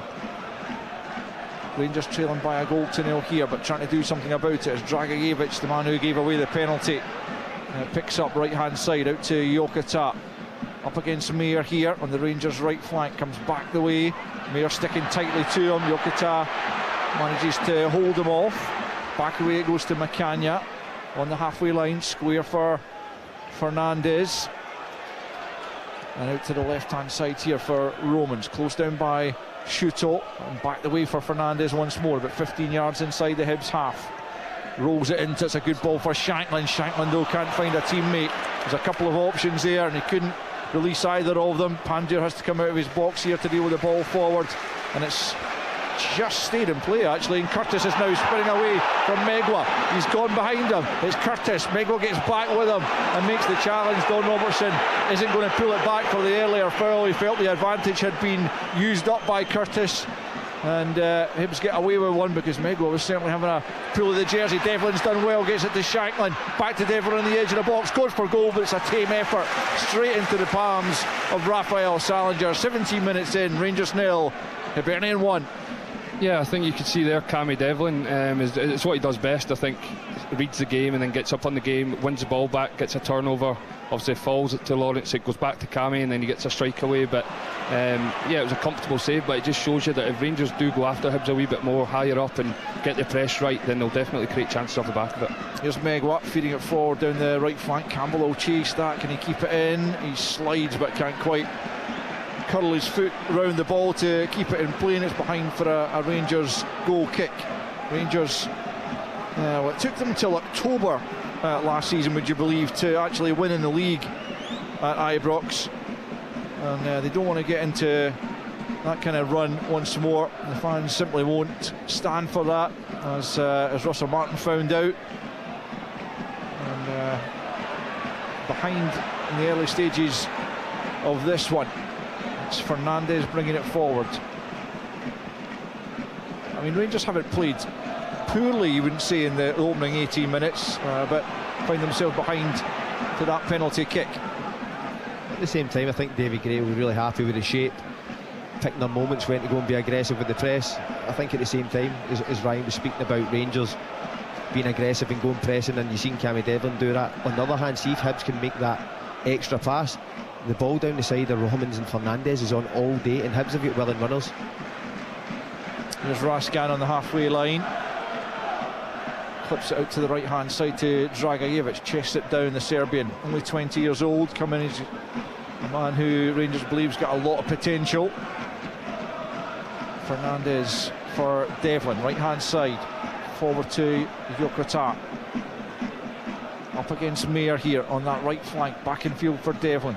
Jokota takes it on once more, in line with the penalty area, goes back the way to Dragicevic, who's forced further back to Macania on the halfway line. Good shape and positioning from Hibernian to make it difficult for Rangers to play through them. Chermiti and Raskan exchange passes right hand side, almost 20 on the clock. Rangers trailing by a goal to 0. Josh Campbell from the penalty spot as it's played out here to Roman's left hand side. Tries to swing it into the box, it's well blocked by Megwa. Romans with the header this time. Jokota goes up, he's challenged by Chaiwa, and it's going to be a throw into Rangers left hand side, about 25 yards or maybe slightly more from the Hibs goal line. Devlin takes it quickly back to Fernandes, and once more for Devlin, who also gets it back from Romans here. Now back with Fernandes again. Plays it square to Macania. Dragicevic has come into a central area, but Macania takes it forward and plays it out to Jokota instead. Up against Mayer here once more, trying to take him on. Comes in on the left foot, tries to curl it into the box. Took a little deflection. Chermiti will go and chase that. It's going to stay in play, and Chermiti picks up left hand side, rolls it back to Devlin. Low ball into Raskan. Raskan shields it to Shankland, couldn't bring it under control. Breaks back to Dragicevic, 25 from goal, into the path of Devlin. Rangers trying to keep the pressure on, looking for the equaliser. Curtis 1-2 with Raskan, cuts in field, then lays it into the path. Dragicevic goes for goal, just wide. Keeper dived to his left, he wasn't getting there, I don't think, but Dragicevic just off that outside of the right boot, was always curling away from goal, and unfortunately for him, wide of goal, and it remains after 20 minutes, Rangers 0, Hibernian 1. It's really positive play from Rangers, and that was the first time they showed that patience, switching the ball from one side to another. Then you see the giving goals, the combinations, and it results in a shot. Yes, not a great shot, but the passage of play was really positive for Rangers. Just have a quick look at a replay of the penalty award. It's Dragicevic on Jason Kerr. He's not looking at the ball, and he pretty much has the arms around Jason Kerr, who's fallen back the way, and you can see why VAR have drawn Don Robertson's attention to it, and ultimately you can see why Don Robertson has decided yes, it is a penalty, because Dragicevic has no idea where the ball is. That's what I would have done if I was defending my set piece. But yeah, you can see why it's given. As much as we didn't see it here, I think they've came to the right decision there. Hibs have a free kick midway inside the Rangers half here. A chance to threaten once more. It's going to be Adam Mayer to take this one, left-footed, curls it in towards the back post area. Chermiti goes up and wins it, and is going to go out for a goal kick. Don Robertson's pointed for, looked like it came off Chermiti to me, but goal kick goes Rangers' way this time. Liam Craig, David Gray's assistant down there, making I think a similar point to the fourth official, because it did look like it came off Chermiti's head. That's a terrible ball into the middle of the park from Dragicevic, but fortunately for him, the ball breaks back to Macania, and now it's back out to Dragicevic. Back with Macania once more, right hand side of his box, and back to Pandur, the goalkeeper. Now Fernandes, still inside the Rangers penalty area, he's looking for an angle to be made. Romans eventually gets it as he clips it over, and that's a good ball from Romans for Curtis. Curtis will come forward, Josh Mulligan trying to get back with him, still Curtis, good ball carrying, can he find a delivery here? Headed away by Kerr, come back out to the left hand side, and Curtis just lets it go out for the throw in, about 10 yards from the corner flag. Quickly taken to Raskan. Raskan left hand side, curls it in, looking for Chermiti. It comes off the Hibs defender. It'll be a Rangers corner. Kerr getting there just before Chermiti. Good defending, 23-inch, still Rangers 0, Hibs 1. Yeah, I think for me it was a great sort of build-up attack there. You see Pandev just playing it to Fernandez, out to Romans, then break the line. Romans just skips by a Hibs player, gets at the channel, Curtis breaks. That's the kind of spaces that I think Rangers need to find consistently to create chances. Curtis over this corner kick. Another goal at Tynecastle, which we'll hear about in a minute as Curtis sends it in. Hibs get it clear. Rangers will try and gather. It's Romans picking it up here, sends it back in towards the penalty area. Fernandez still up there, gets a flick on. Yokota now right hand side, tries to spin away from Mir. Mir still with him. Yokota gets to the byline, he's squirmed away from him. Can he find the pass? Oh, it's off the line from Megwa. It's Chermiti who's denied from point blank range, and somehow Megwa stood firm and managed to get his body in the way to prevent a Rangers equaliser. And now Hibs will come on the counter. Dragicevic under pressure here from Shuto. Dragicevic has got to be careful because he was booked for his involvement in the penalty, and Yokota has just managed to get himself back. Let's head to Tynecastle and hear about that latest goal. Yeah, it's another goal and another goal for Hearts. Now Hearts 4, Dundee United 0. Josh McPick with his first goal for the club since joining this summer from St Johnstone. A wonderful 1-2 with Braga. A terrific curling right foot shot. Again, Walton, no chance. Hearts 4, Dundee United 0. Well, some afternoon for Wouter Vranken, about to claim his first victory as Hearts manager. As Rangers here pressing for an equaliser, as close as they've come to it just a moment ago, as Chermiti was denied on the line by Kanayo Megwa.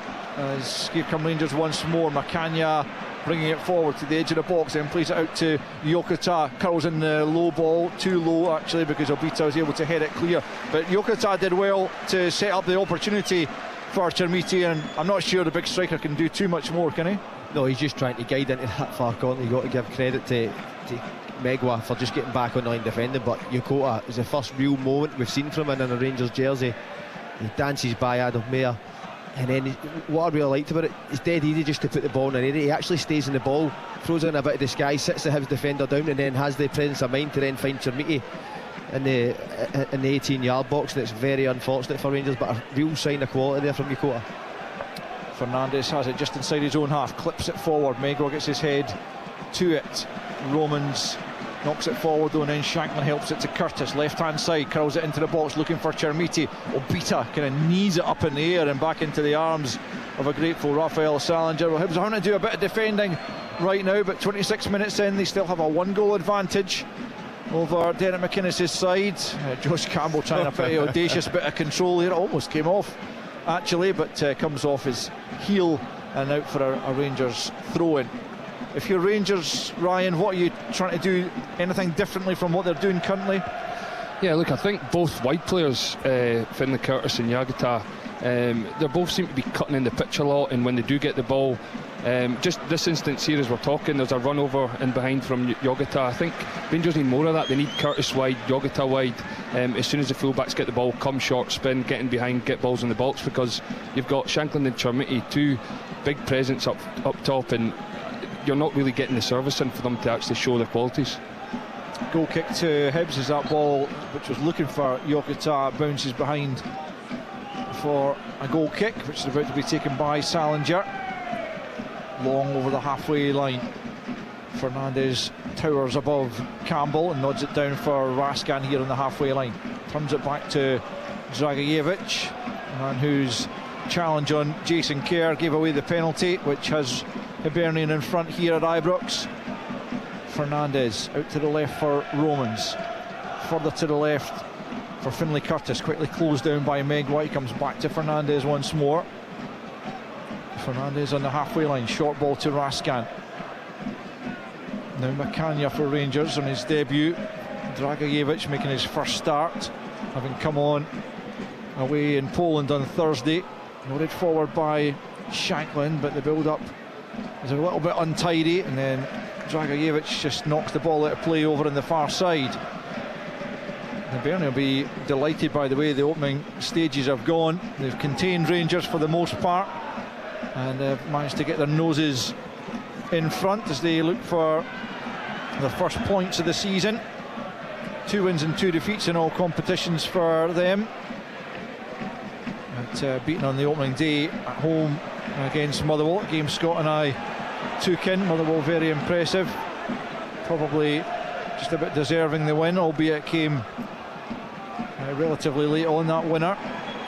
It was a strange game at times though. Hibs in the first half looked good without really threatening, and then you think they're going to go and get the winner, and Motherwell come up with just a brilliant team goal, one of the best team goals we'll probably see all season, and that was enough to win the game for Motherwell. But much more disciplined performance from Hibs today.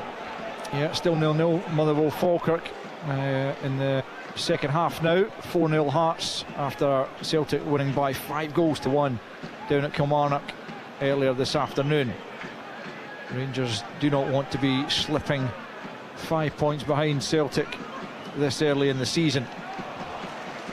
As the ball comes off Devlin and out for a Hibernian throw-in, and David Gay just saying, yeah, just take your time as much as you possibly can.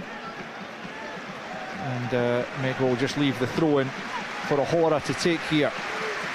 29 minutes in and Rangers behind as O'Hara prepares to take the throw-in. The big screens showing Andrew Kavanagh, who's in attendance here, the Rangers owner. He'll not be delighted by the way things are going so far as Clegy comes forward down the left hand side, comes back the way to Mayer. Hibs just content to keep the ball for a spell here, having been under a bit of pressure. Mayer now down that left hand side, rather aimless pass as Fernandez knocks it back to his goalkeeper. Not the best of clearances from him, and Hibs pick up through O'Hara. Now Campbell, the goal scorer, closed down though by Devlin. Devlin's done well, and now it's Shankland. Shankland on the halfway line brings it out to the left hand side for Curtis. Curtis to run at Megwa here. Roman's trying to get ahead of him. Curtis comes back in field and finds Dragajevic coming forward about 30 yards from goal into Devlin and back to Raskan. Midway inside the Hibs half. Hibs have got everyone back behind the ball by now though, and Rangers just slowing it down there and allowing Hibs to get back into their shape when the break was on. And now we're going to be even more difficult to play through. It's Macania back to Fernandez and into Dragajevic right hand side, out to Yokota on that right touchline. Mayer trying to stick with him once more. It's into Raskan at the edge of the box, but he loses out to Chaiwa, and now it's Mulligan bringing it forward for Hibernian. Devlin goes and tries to make the challenge. Another good challenge from Devlin, who wins it back and now finds Raskan and plays it on to Curtis.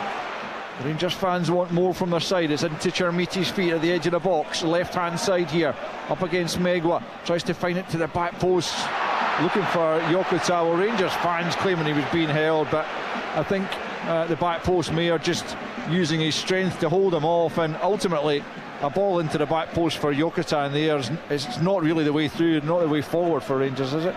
No, and that was the challenge when obviously Hibs go in front. Hibs then just flood the box with bodies, and it's then up to Rangers to go and show a bit of imagination.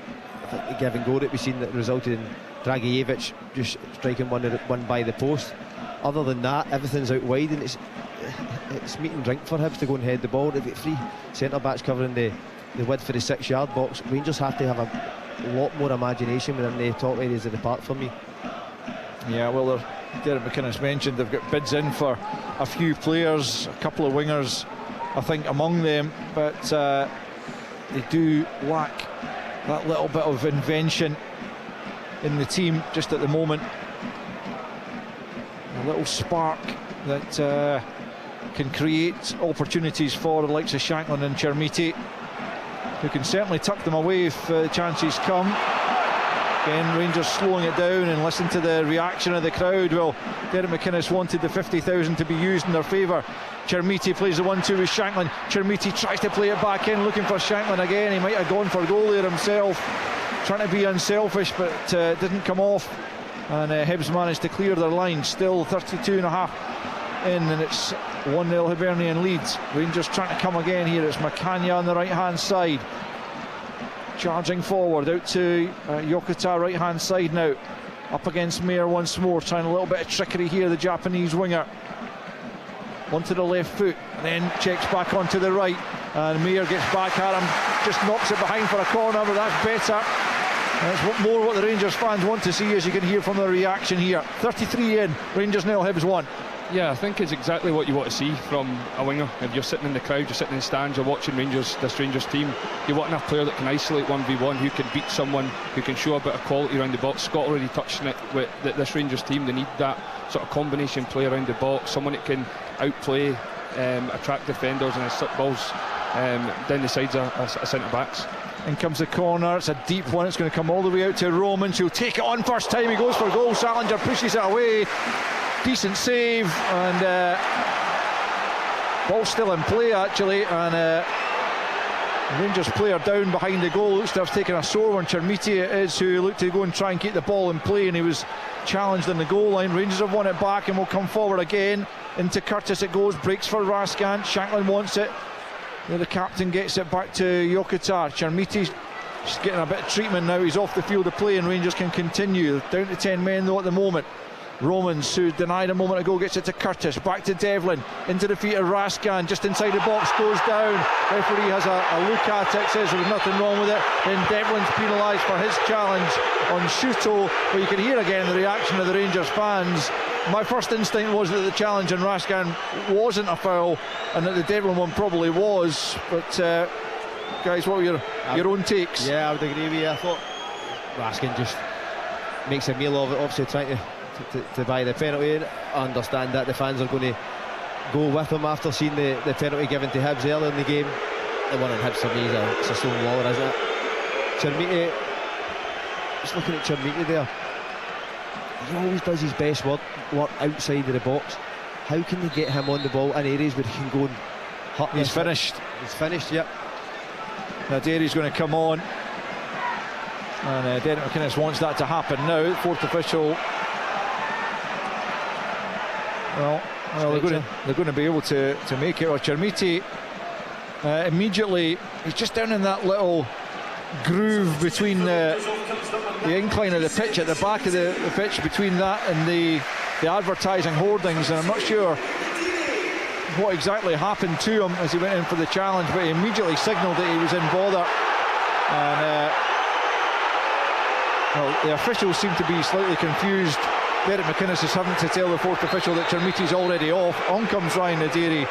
Well, the Rangers fans howling their derision there as the ball's played forward into their penalty area. But Chermiti's certainly got a problem, and will play no further part in the game. Naderi's first act is to foul. Feels a bit desperate already, doesn't it? A little bit.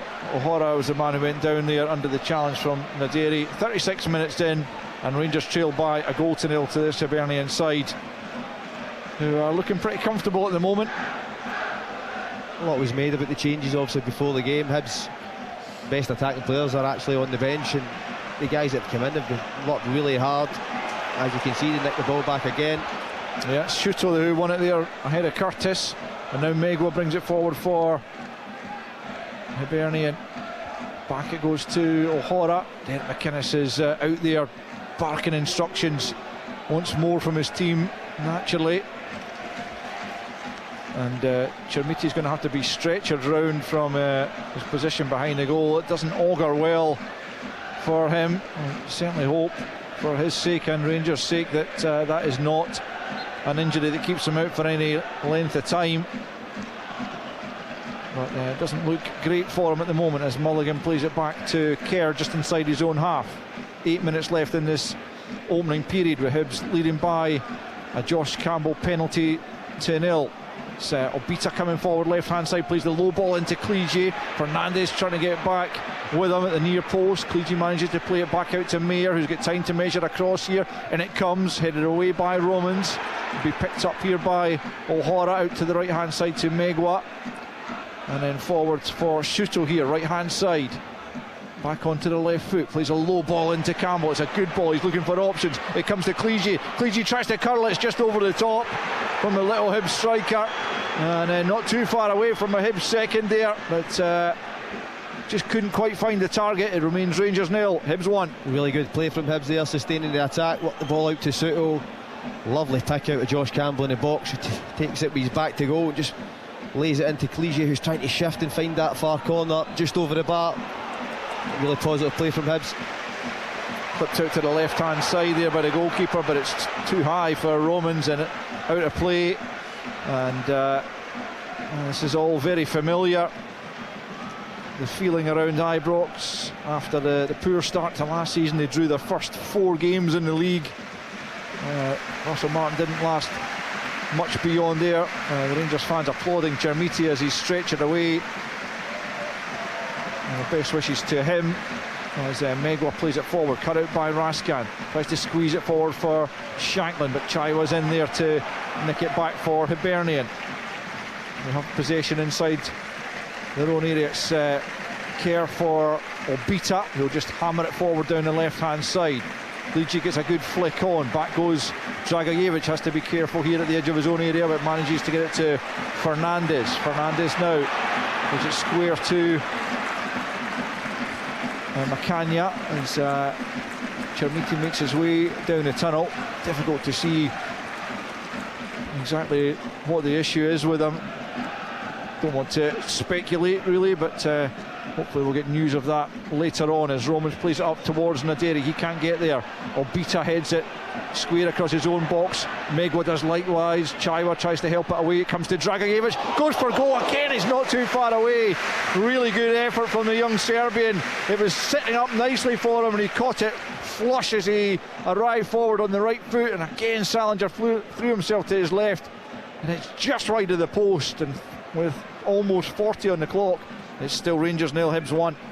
Yeah, that just comes from Rangers being a bit more direct, getting the ball forward, try to use Naderi and Shanklin, putting Hibs under pressure, and then Megwa makes a loose header across the box and obviously falls to Dragijevic, and yeah, it's a great strike, and Rangers just need to up the tempo, and I think chance will come, but everything just seems desperate at the minute. I think whether they're pressing, they're on the ball, they're defending their box, I think everything just seems desperate at the minute, and there's no real composure about the team. Fernandez here midway inside the Hibs half. Rangers have certainly dominated territorially and probably possession as well, but ultimately they haven't forced Rafael Salinger into a save of any great note as Fernandez plays it to Dragajevic right hand side, swings it in, it's over Naderi. Romans will put pressure here on Megwa, comes off the Hibs defender and out for a Rangers throw-in deep in the Hibs half. Romans looking to take it quickly, does so back to Devlin. Devlin now back to Romans left hand side, well challenged by Shuto. Another Rangers throw-in about 15 yards from the corner flag. Rangers looking for a leveller before the interval. That would change the mood around Ibrox, you feel. But it's a little bit downbeat just at the moment, with Hibs leading by that Josh Campbell penalty 2-0, which came after just 12 minutes. Here's Yokota, who's looked bright when he's got on the ball. Back to Macania, square for Fernandez. Rangers get just about everyone in Hibs' final third just at the moment. Out to Romans it comes, then back to Devlin. Devlin tries to find Raskan with the ball through, but O'Hara's in the way. O'Hara's ball forward is cut out by Macania, who steps forward himself. Looked like he might try for goal himself, but finds Naderi instead, plays it off Kerr, and it'll be a Rangers corner. Almost 42 played, and Rangers still trailing by a 1-0. I just think O'Hara there, see when you get someone with Clichy's pace, you're not trying to hit him, you just have to hit the space in behind and make Rangers defend. Because it's trying to hit feet, ball given away, and Hibs now have to defend a corner kick. To be taken by Curtis. Yokata's across there looking for the short one, but it's going to come straight into the box. Well defended, comes back out to Curtis right hand side. This time it's back to Yokota on the edge of the area. It's going to go for goals, well blocked by Mayer. Dragajevic this time picks up on the rebound, well outside the Hibs box though. Out to Roman's left hand side, and now Macania up in the left wing position. What can he produce from there? Rolls it back to Romans, who swings it in to the back post area. Up goes Clichy to win the header back there. Comes to Yokota, now Devlin, but 25 yards from goal. Slowing down again, back to Dragajevic. Curtis comes in, asks for it. Dragijevic though plays it out to Jokota, right hand side. He tries to flight one into the penalty area. Naderi knocks it down. Fernandes takes a swing at it, comes to Devlin. It's over the top, but the free kick had already been given for a challenge on the Hibs player inside that penalty area. And the pressure is lifted once again on the Hibs backline. 2 minutes till the break. It's still Rangers 0, Hibs 1. Yeah, look, I think David Gray will be delighted with how it's played out the first half so far. I think he would have known that Rangers would have a lot of the ball, a lot of territory, a lot of space in their own half, and Hibs are happy with the back three, back five, just to sit in, let Rangers have the ball and then counter. They probably watched Rangers midweek in Europe also, which they struggled massively with that type of playing against that type of formation set up. So I'm sure David Gray will be delighted with the first half. I just wonder if at times Dragijevic, obviously naturally being a midfielder, can he step in and make the extra man in the middle of the park? What that will do will then show that space, that pass out to Jokota to get 1-on-1. He's been the most liveliest Rangers player. Looks like something's going to happen when he gets on the ball. Mulligan dispossessed in the middle of the park. Shankland picks up on the halfway line. Mulligan trying to get back with him. Fouls Shankland. Free kick goes Rangers' way. Devlin takes it quickly to Jokota on the edge of the centre circle. Rangers desperate to go in and on level terms, but trail at the moment by a goal to nil inside the last minute of the opening 45. They've come back the way again, but now it's Fernandes able to advance in a central area. Just tries a straight ball. Might come to Raskan, who's stretching and knocks it over the top. Well, it's a half a chance for sure. Fernandes, it looked like an awkward ball almost because it looked too straight, but actually Raskan latched on to the end of it, and with a little bit more composure perhaps might have found the target, but as it is, it's a Hibernian goal kick. As we approach first half stoppage time, it's still Rangers 0, Hibs 1. It's a really good pick out there from Fernandes. I just think, Raskan, you've made a great run. Can you just take that, show that bit of composure as you said, Al, and then the goal opens up for you. It just kind of goes with the narrative of this first half. Rangers have been very desperate at times when they get into that area, just lacking that bit of composure. Fourth official about to show that there's 2 minutes to be added on at the end of the half, which we're into now as Fernandes clips it out to the left hand side for Curtis. Romans is ahead of him. Curtis comes in field, plays it square to Dragijevic. Dragijevic in that central area that Scott was talking about, but he hasn't found Jokota, and Rangers could be picked off here on the break as Mayer drives Hibs forward. In first half injury time, he's picked out a good ball for Campbell, takes a touch, comes back on the left foot, tries to curl it, goes, he claims for a handball as it's blocked by Fernandes. Play continues. If he had taken that on in first time on his right foot, it might have been a better option, as Mayer then wins the corner off Dragijevic. Well, Rangers have been vulnerable in the transition in the opening two games, and so they were again. And as I say, could Campbell have taken that on first time on the right foot? Yeah, I think he just has to slow his approach then to the ball, take these smaller steps, and he can come onto the ball and try and guide it in the corner. He doesn't get a clean first touch at all, so that has to get him back onto his left foot, and then after that he's just trying to get a shot on target. But it was a great counter-attack from Hibs, a great find, and that's what Josh Campbell does really well though. He makes the box all the time, runs off people. He's going to take this corner kick. He's in no great hurry to do so into the final minute of stoppage time. Near post ball flicked on by Obita. Stabbed goal was by Kerr. It's blocked and then just wide by Shuto. Just taking a nick off a Rangers player on its way. I thought that was sure to be nestling in the back of the net when Shuto got onto the rebound, but somehow it's diverted wide and Rangers survive by the skin of their teeth, and it's still just 1-0 to the visitors as they have another corner here on the right hand side.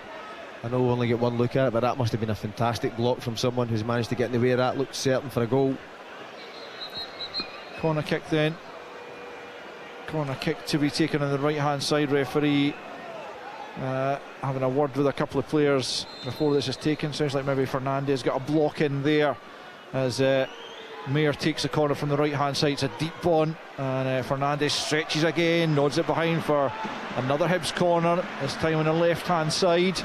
And it's Rangers holding on at the end of this first half to ensure they don't go in. 2 goals behind, and there's no time for the latest Hibs corner, but some boos certainly ringing round Ibrox because their team go in behind once more. It's the Hibs fans away across to our left hand side who applaud their team off because they lead by a 1-0. The goal came from the penalty spot. Josh Campbell was the man who stepped up after Dragojevic had been penalised. It was VAR, Matthew McDermott, who spotted it, and Don Robertson's attention drawn to it, came across and had a look at the screen and agreed that Dragojevic had dragged Jason Kerr to the ground and pointed to the spot ultimately, and there was Josh Campbell to dispatch that beyond Ivor Pandur to make it 1-0 to Hibernian. And Rangers certainly put the pressure on Hibernian, looking for the equaliser. Dragojevic had a couple of efforts just wide of goal coming forward from right back. Chermiti had the best effort though, one blocked on the line by Megwa midway through that first period after he was set up by Yokota. But then just in injury time, both Campbell and then Shuto having shots blocked when they might have found the back of the net for Hibernian. So you have to say that the 1-goal advantage doesn't flatter the visitors. Rangers have plenty of work to do in the second half. At half-time here at Ibrox, it's Rangers 0, Hibernian 1. Rangers versus Hibernian. The Scottish Premiership, live on Sportsound on BBC Radio Scotland.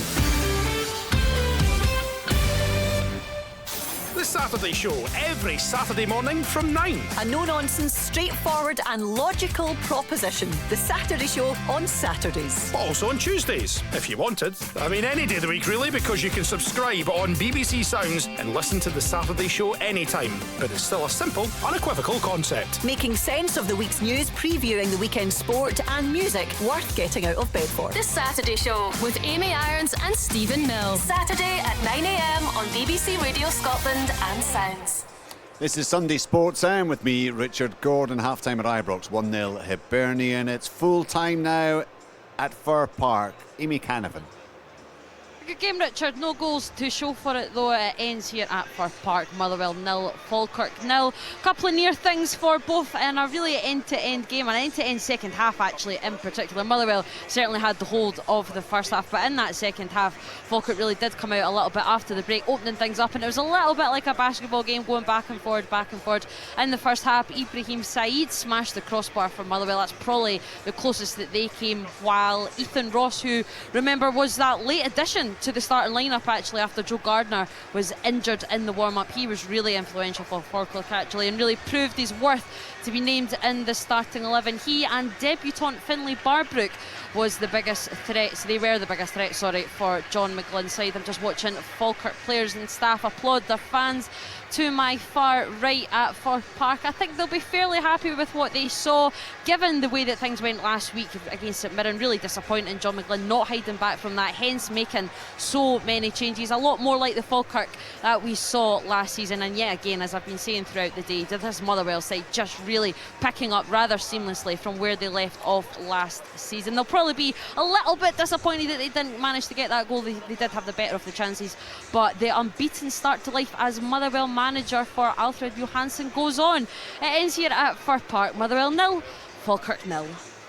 Amy, thank you. And Falkirk will be delighted to have got off the board. Maybe a first slightly disappointing result for Motherwell this season, but it does maintain, as Amy said, that unbeaten start to the campaign. 0-0 it finished there, but there were goals aplenty at Tynecastle. All Brian McLaughlin for the home team. They were, Richard. Yeah, it finished Midlothian 4, Dundee United 0 in front of a crowd of 18,602, and a very welcome win for Hearts after a terrible start to the campaign and a terrible start to the regime of Wouter Vranken. It all started though after just 4 minutes. Josh McPake down the left-hand side, playing the ball into Tom Reno, took one touch to control and then fired the ball high into the top right-hand corner of the goal, giving Walton absolutely no chance. The second goal came a few moments later from the penalty spot. Calvin Miller playing it left back today. He stepped up to the spot and dispatched the ball into the back of the net. This after Jamie McCart had been upended inside the box. It took VAR to intervene, but the penalty was given and Miller made no mistake at all. Then into the second period, Braga was on target this time. Again, McPake involved, playing through the ball to Kerjota into the path of Braga, who with a reverse shot into the bottom right hand corner. And then number 4, again McPake with a 1-2 with Braga. This time McPake himself making giving the keeper absolutely no chance from close range.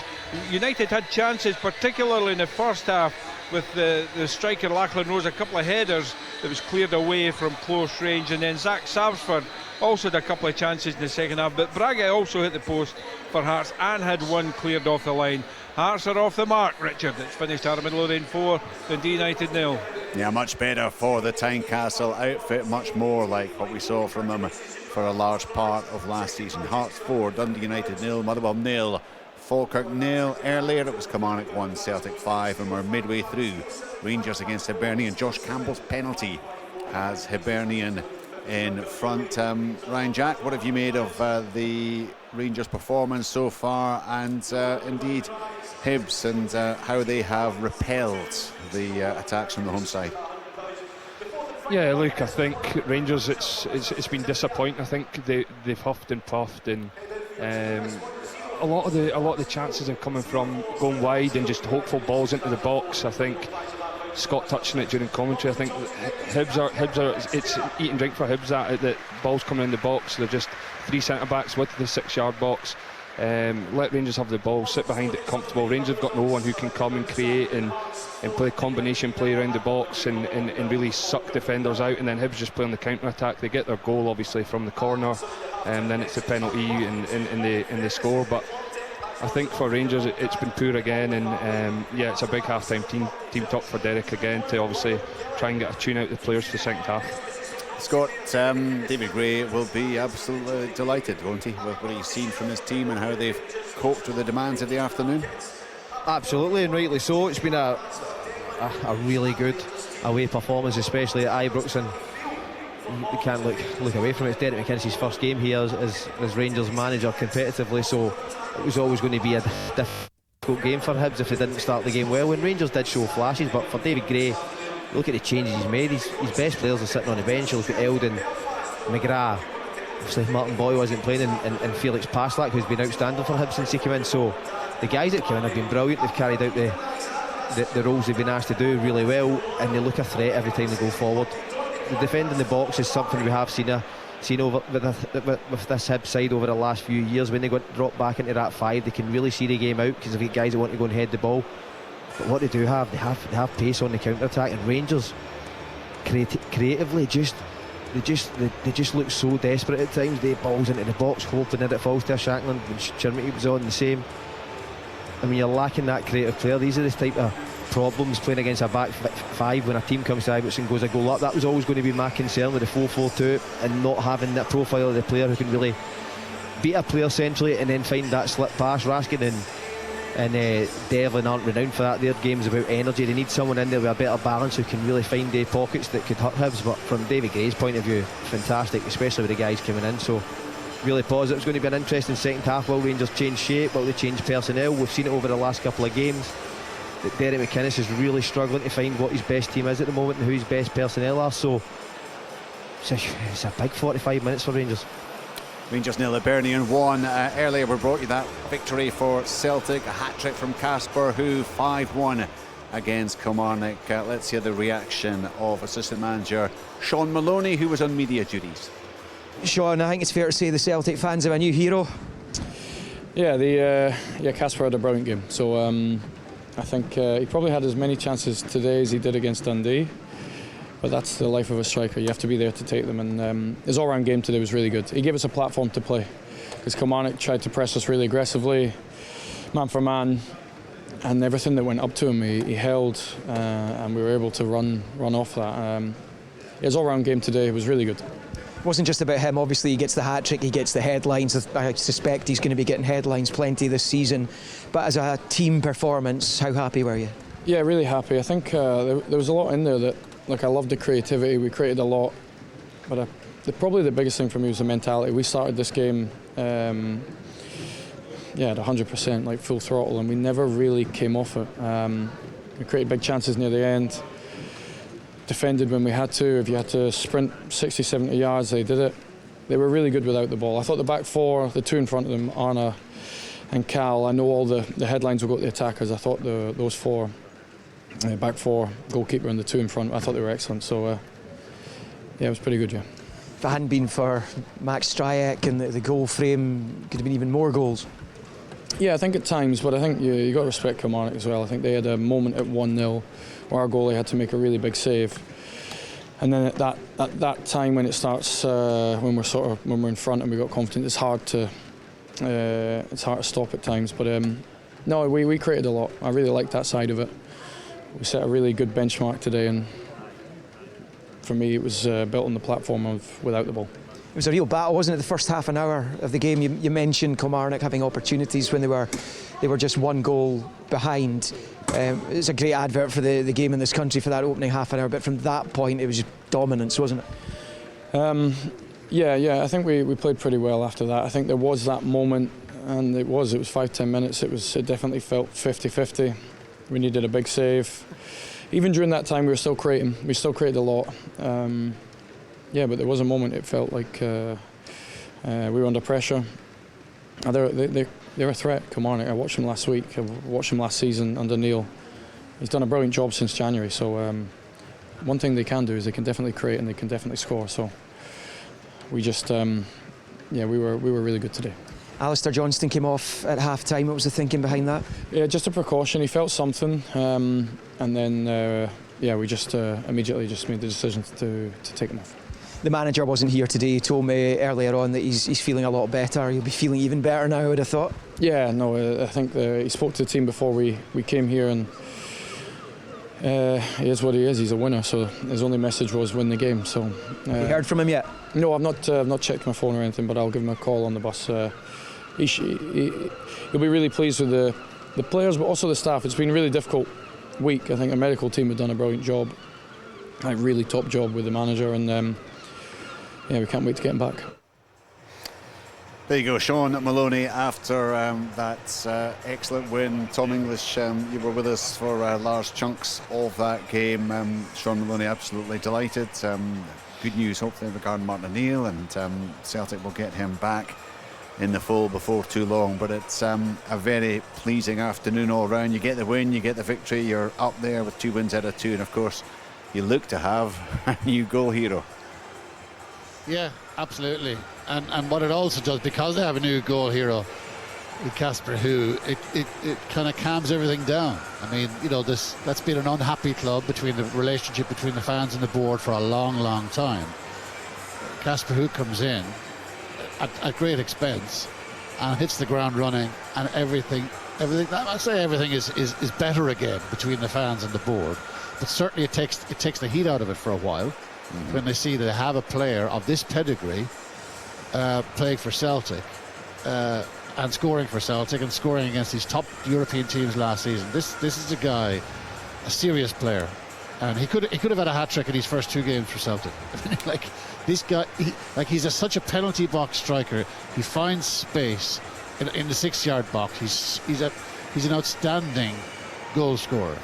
I think he's going to score a bucket of goals for Celtic this season. He got off to a really good start. And as Sean Maloney said it's not just his goal; it was all-round play. It was his presence, physical presence, leading the line.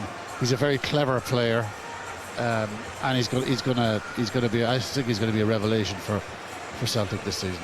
You're there at Ibrox, you've been watching the first half of that one. Hibernian ahead thanks to Josh Campbell's penalty. I mean, it was one of those very strange scenarios where it had been so long since the incident that no one in the commentary team could even remember what might have happened. And ultimately Al said, well, gosh, does it go all the way back to that Hibernian corner? Well, it did indeed.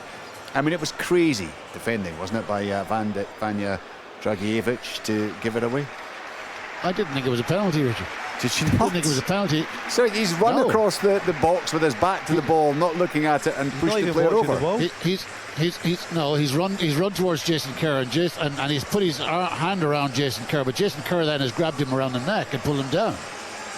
I don't think that's a penalty. Well, no chance. So I've got to say I didn't see it quite. Certainly Jason Kerr puts his hand out, but for me it's the momentum of the Rangers player. Jason Kerr puts his hand up to Dragicevic's face first of all, and then he puts his other arm around his neck and he pulls him down. Have a look at it.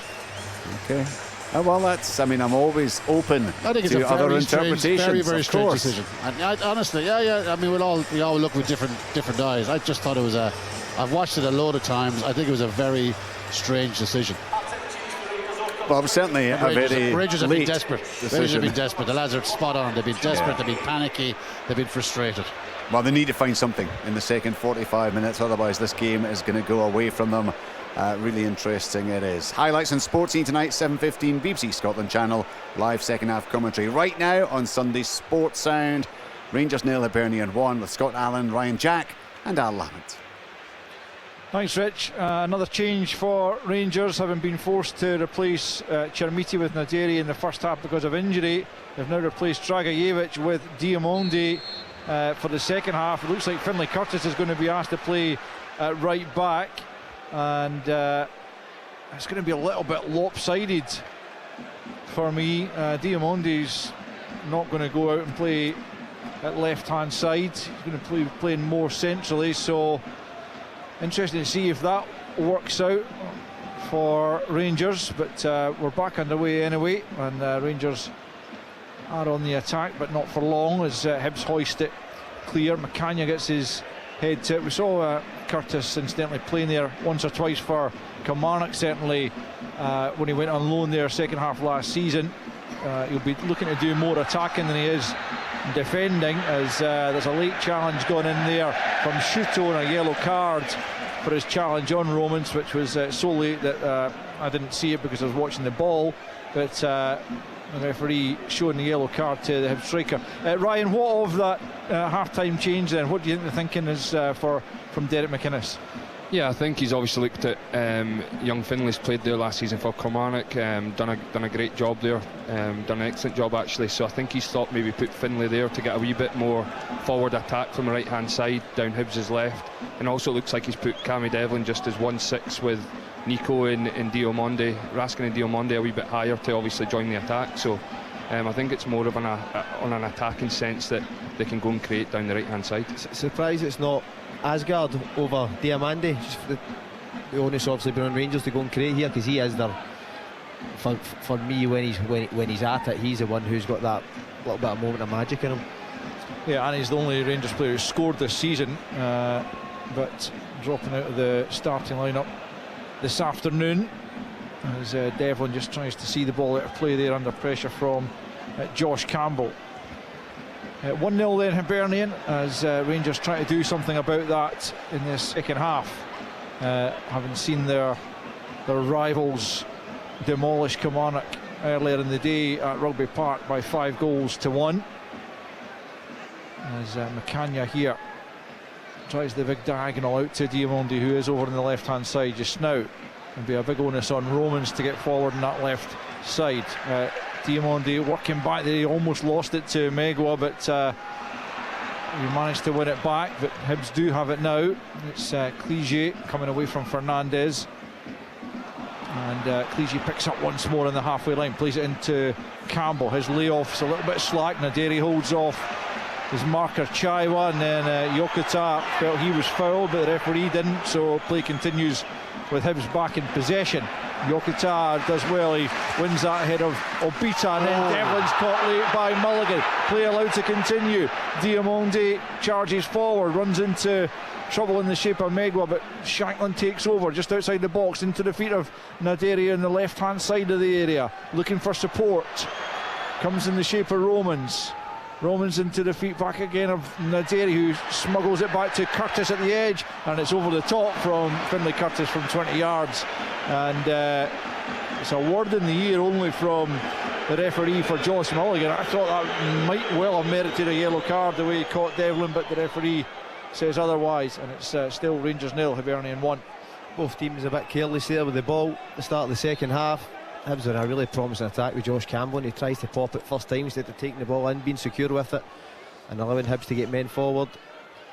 Rangers on the other hand, I know Devlin goes down. I think from our angle it looked bad, but I think the referee was actually in the way of the challenge, so it was hard to tell if he actually made great contact there. Here come Rangers once more. The onus very much, as the guys are saying, is on them to take the game to Hibs here and try and get themselves back, and even a point is not really what they're looking for this afternoon. It's a poor pass from Fernandez looking for Romans, and he's a bit lucky there that Shuto overran it and knocked it out of play. But the slackness within the Rangers team at times is kind of beggars belief. That's just the basics, isn't it? You can't afford to give the ball away, especially when you've got so many players in a forward position. If Hibs are tidier on the turnover there's a chance to break. And that, all it does is just add to the anxiety around the stadium. Fernandez scoops it forward. Looks like he's got too much on that, though. Salinger comes to the edge of his area and gets there well before Tour Romans. 5 minutes played in this second period, and still Rafael Salinger has not had a save to make in the game. There has been one off the line from Megwa and Chermiti, but that's the only one of note. No further word, incidentally, on the injury to Youssef Chermiti, which led to him being stretchered up the tunnel. And we'll get news to you of that as soon as we have it, as Macania now picks up and plays it square to Fernandez on the halfway line.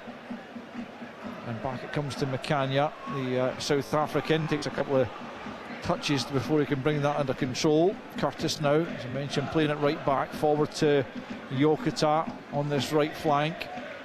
Low centre of gravity, tries to manoeuvre himself away from Mayer. Back it comes to Raskan. Wonder if he'll still be a Rangers player come the end of the transfer window. Devlin now, right hand side. Goes down under the challenge of Abita. Shankland's slow and ponderous with his touch, and Mulligan steals it off him. Back comes Curtis, but it's fed into Clegy at the edge of the box. Challenge made by Macania, who played it off Clegy, and it will be a goal kick. Good defending, but I talk about the slackness in the Rangers lineup. You don't expect Lauren Shankland to be guilty of it.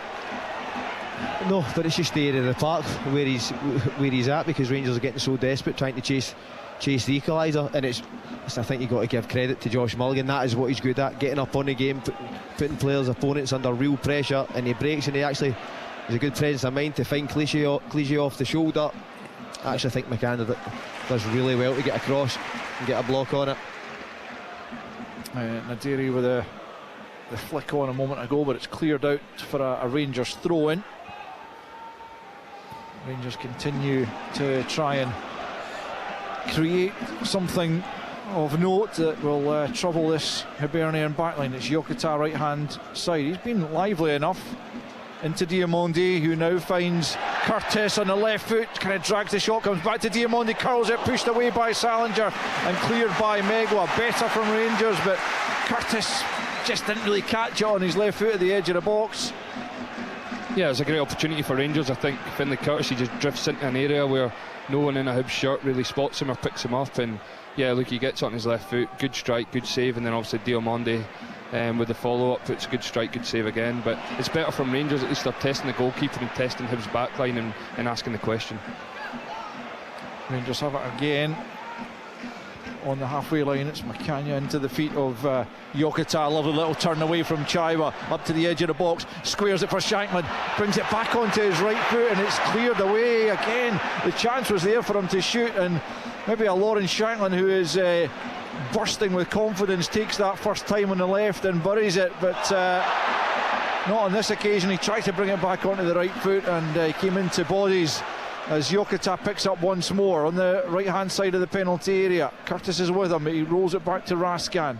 Raskan on the right angle of the box, tries to curl it in, it's blocked well by Campbell, comes back to Curtis, and Curtis back to Macania now, into the feet of Diamondi, midway inside the Hibs half, out to the right hand side to Finlay Curtis. Devlin available inside, just leaves it to Diamondi here, tries to thread it in here for Naderi, who couldn't gather it in. Derek McInnes on the edge of his technical area is cutting at an extremely frustrated figure at the moment. Yeah, you could see there when the ball comes out to Yokota, I think you can see McInnes on the sideline. He's barking at Finlay Curtis to get high and wide. It's obviously what he spoke about half time, why he's put him in that position, is as soon as it goes wide, he's like another winger on that side who can attack from behind but also get forward and join in. So especially when he takes his left foot inside the pitch, that then opens up the space for him to get down the sides. What I would say, just one of the attacks previous to that, the one that the crowd obviously get a bit annoyed that Shankland doesn't get the shot away, but what I really like about Yokota, he drifts in the middle of the park, picks up a lovely position, and yes, he's dribbling at that pace, but he's still lifting his head and picking someone out, and I've been impressed with him today. Yeah, he's certainly got a bit of composure about him, hasn't he, as well as that good balance and skill, as Devlin sells Fernandes a little bit short, but Fernandes manages to keep possession. Doesn't provide Romans with a great pass either, but Romans directs it back to the goalkeeper, and now it's out to Macania. Macania slides it forward for Raskan here, 10 yards inside the Hibs half. Then Jokita takes over out to the left for Romans. Romans in an advanced area, deep cross has gone straight behind, and he's disappointed with himself. I'm sure his teammates and manager are disappointed as well. I mean, Rangers are applying pressure to Hibs. Hibs are being forced into a couple of slack passes themselves at the back, and David Gray is in a bit of conversation with his coaching staff. And I wonder if they're thinking about changing things, because you don't want to be, defending for the entirety of the second half, because ultimately you would imagine Rangers eventually will find at least an equaliser. Yeah, I think from... That's getting boomed. Yeah, Devlin sends it long. Shanklin picks up inside the penalty area eventually. Left-hand side, tries to get it across goal. Albita with his head to it. There's Jokita, tries the volley. He's going to break out to Devlin, and now Diamondi helps it on for Raskan, who'll try and curl it, but it's over the top from the Belgian, and it remains after 55 minutes. Rangers nil, Hibernian 1. Yeah, just going back to Hibs there, as Raskin strikes one over the bar. I think from Hibs' point of view now, they have to take care of the ball, and that's why these attacks are now sustaining. From a Rangers point of view, they're giving loose passes away. You've seen a couple loose ones from Salinger out the pitch. I think it was Kerr as well who put one out the pitch unopposed. And in these moments when you're playing against Rangers, especially at Ibrox, you're 1-0 up, you've got to show that extra bit of composure and allow you to play through the Rangers press. But as you see these substitutions happening, yeah, it's going to be a triple change for Hibernian, as Jamie McGrath, Nathan Lowe and Callum Wright all come on, and players making way. Josh Campbell, Cleege and Shuto have all made way, so Hibs trying to inject a little bit of attacking energy into their lineup. I'll be delighted to see McGrath back.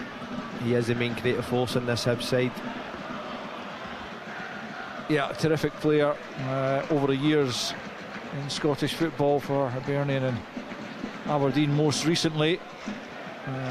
St Mirren for years as well, as Raskan and Chaiwa contest the ball forward, and Raskan penalised just outside the Hibs box.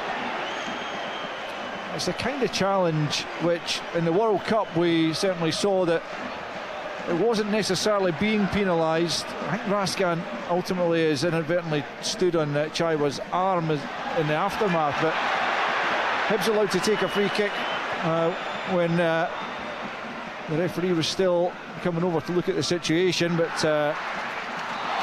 Hibernian get a free kick, and the Rangers fans are absolutely incensed by some of the decisions. I have to say, I think most of the decisions have probably been fair enough. Just go back to that one outside the box with Raskan and Chaiwa. I think we're kind of looking for contact, not always to be necessarily penalised, but it was on that occasion. Yeah, I think, as you say, in the World Cup we've seen the ones been played on and chances were created from them. In this league over the years, anytime there's any sort of pressure on the back and the player goes over the ball, we see a foul given. A chance here for Hibs from the free kick. Yeah, right hand side. There's a chance it's going to be Mayer to flight it in back post. Kerr's round the back. Oh, it's cleared off the line by Fernandes. Well, the referee, I'm not sure what the referee's given there. Is it a free kick? Because it certainly looked like it should have been a corner, but the shot came in, and Fernandes able to divert it over the top of the crossbar, but I can only imagine that the referee had seen something amiss in the lead up to that, and it remains 1-0. That's a lovely ball from Shanklin to Raskan. Raskan away from Chaiwa on the left foot, takes a shot on, saved by the goalkeeper. Diamondi back to Raskan, left hand side. and then he can't get the ball back across goal. Well, that's the best opportunity for Rangers, certainly in this second half. First decent save, forced from Salinger, but again you feel that Raskin's got to do better from that position. Yeah, he's got to do better, but I think the overall play you can see there, having Raskin high, Diomande higher, it's definitely asking more questions of the Hibs backline. But the ball comes into the middle for Shankland. It was a lovely first time pass round the corner for Raskin to arrive onto. Obviously he breaks the line, gets through, good strike, good save, but you do expect someone on Nico's quality to have a better end product there. But that is what you want to see, these sort of patterns of play, in round the corner first time, runners beyond. That's what breaks a stuffy back five, and obviously the midfield Hibs have got everybody behind the ball at times, so it has to be that sort of fluid interplay. Hibernian coming forward down the right hand side through McGrath, out of play for a Hibernian throw in. Still 1-0 to the visitors. We've played an hour now at Ibrox. Hibs looking for another victory here, having won the last away match of the season on this very ground. As Obita picks up on the halfway line. Down the left hand side it comes. And Wright just unable to keep it in play. First sighting for me of Callum Wright, signed in the summer, but he's been injured, missed the first couple of games certainly. As Shankland with another neat touch over the top, but O'Hara's there before Yokota. Lone then nods it down as Hibs try and come forward. Diomande caught by Mayer, and it will be a Rangers free kick midway inside their own half. Josh Campbell's penalty still separating the teams here at Ibrox. Half an hour, just a little bit less of regulation time to play, as Romans fires it forward looking for Naderi, takes a little bump, it's going to come to Shankland, edge of the box, goes for goal, off the crossbar. Salinger gets something on it. It didn't really, I mean, I suppose it goes down as a save, but it kind of squirmed under his body and onto the crossbar somehow, bounced up as Shankland came close to the equaliser, but somehow Hibs survive and it remains Rangers 0, Hibs 1. Yeah, that just comes from Rangers being more direct once again. We touched on that once or twice in the first half, just being more direct, and obviously Nadiri gets the flick onto Shankland, great strike, but obviously good save. In comes a corner from the right hand side, up goes Fernandez, headed away. Again Hibs doing everything they can as that penalty kick, as down goes Naderi. Referee had a look at it, hasn't given anything.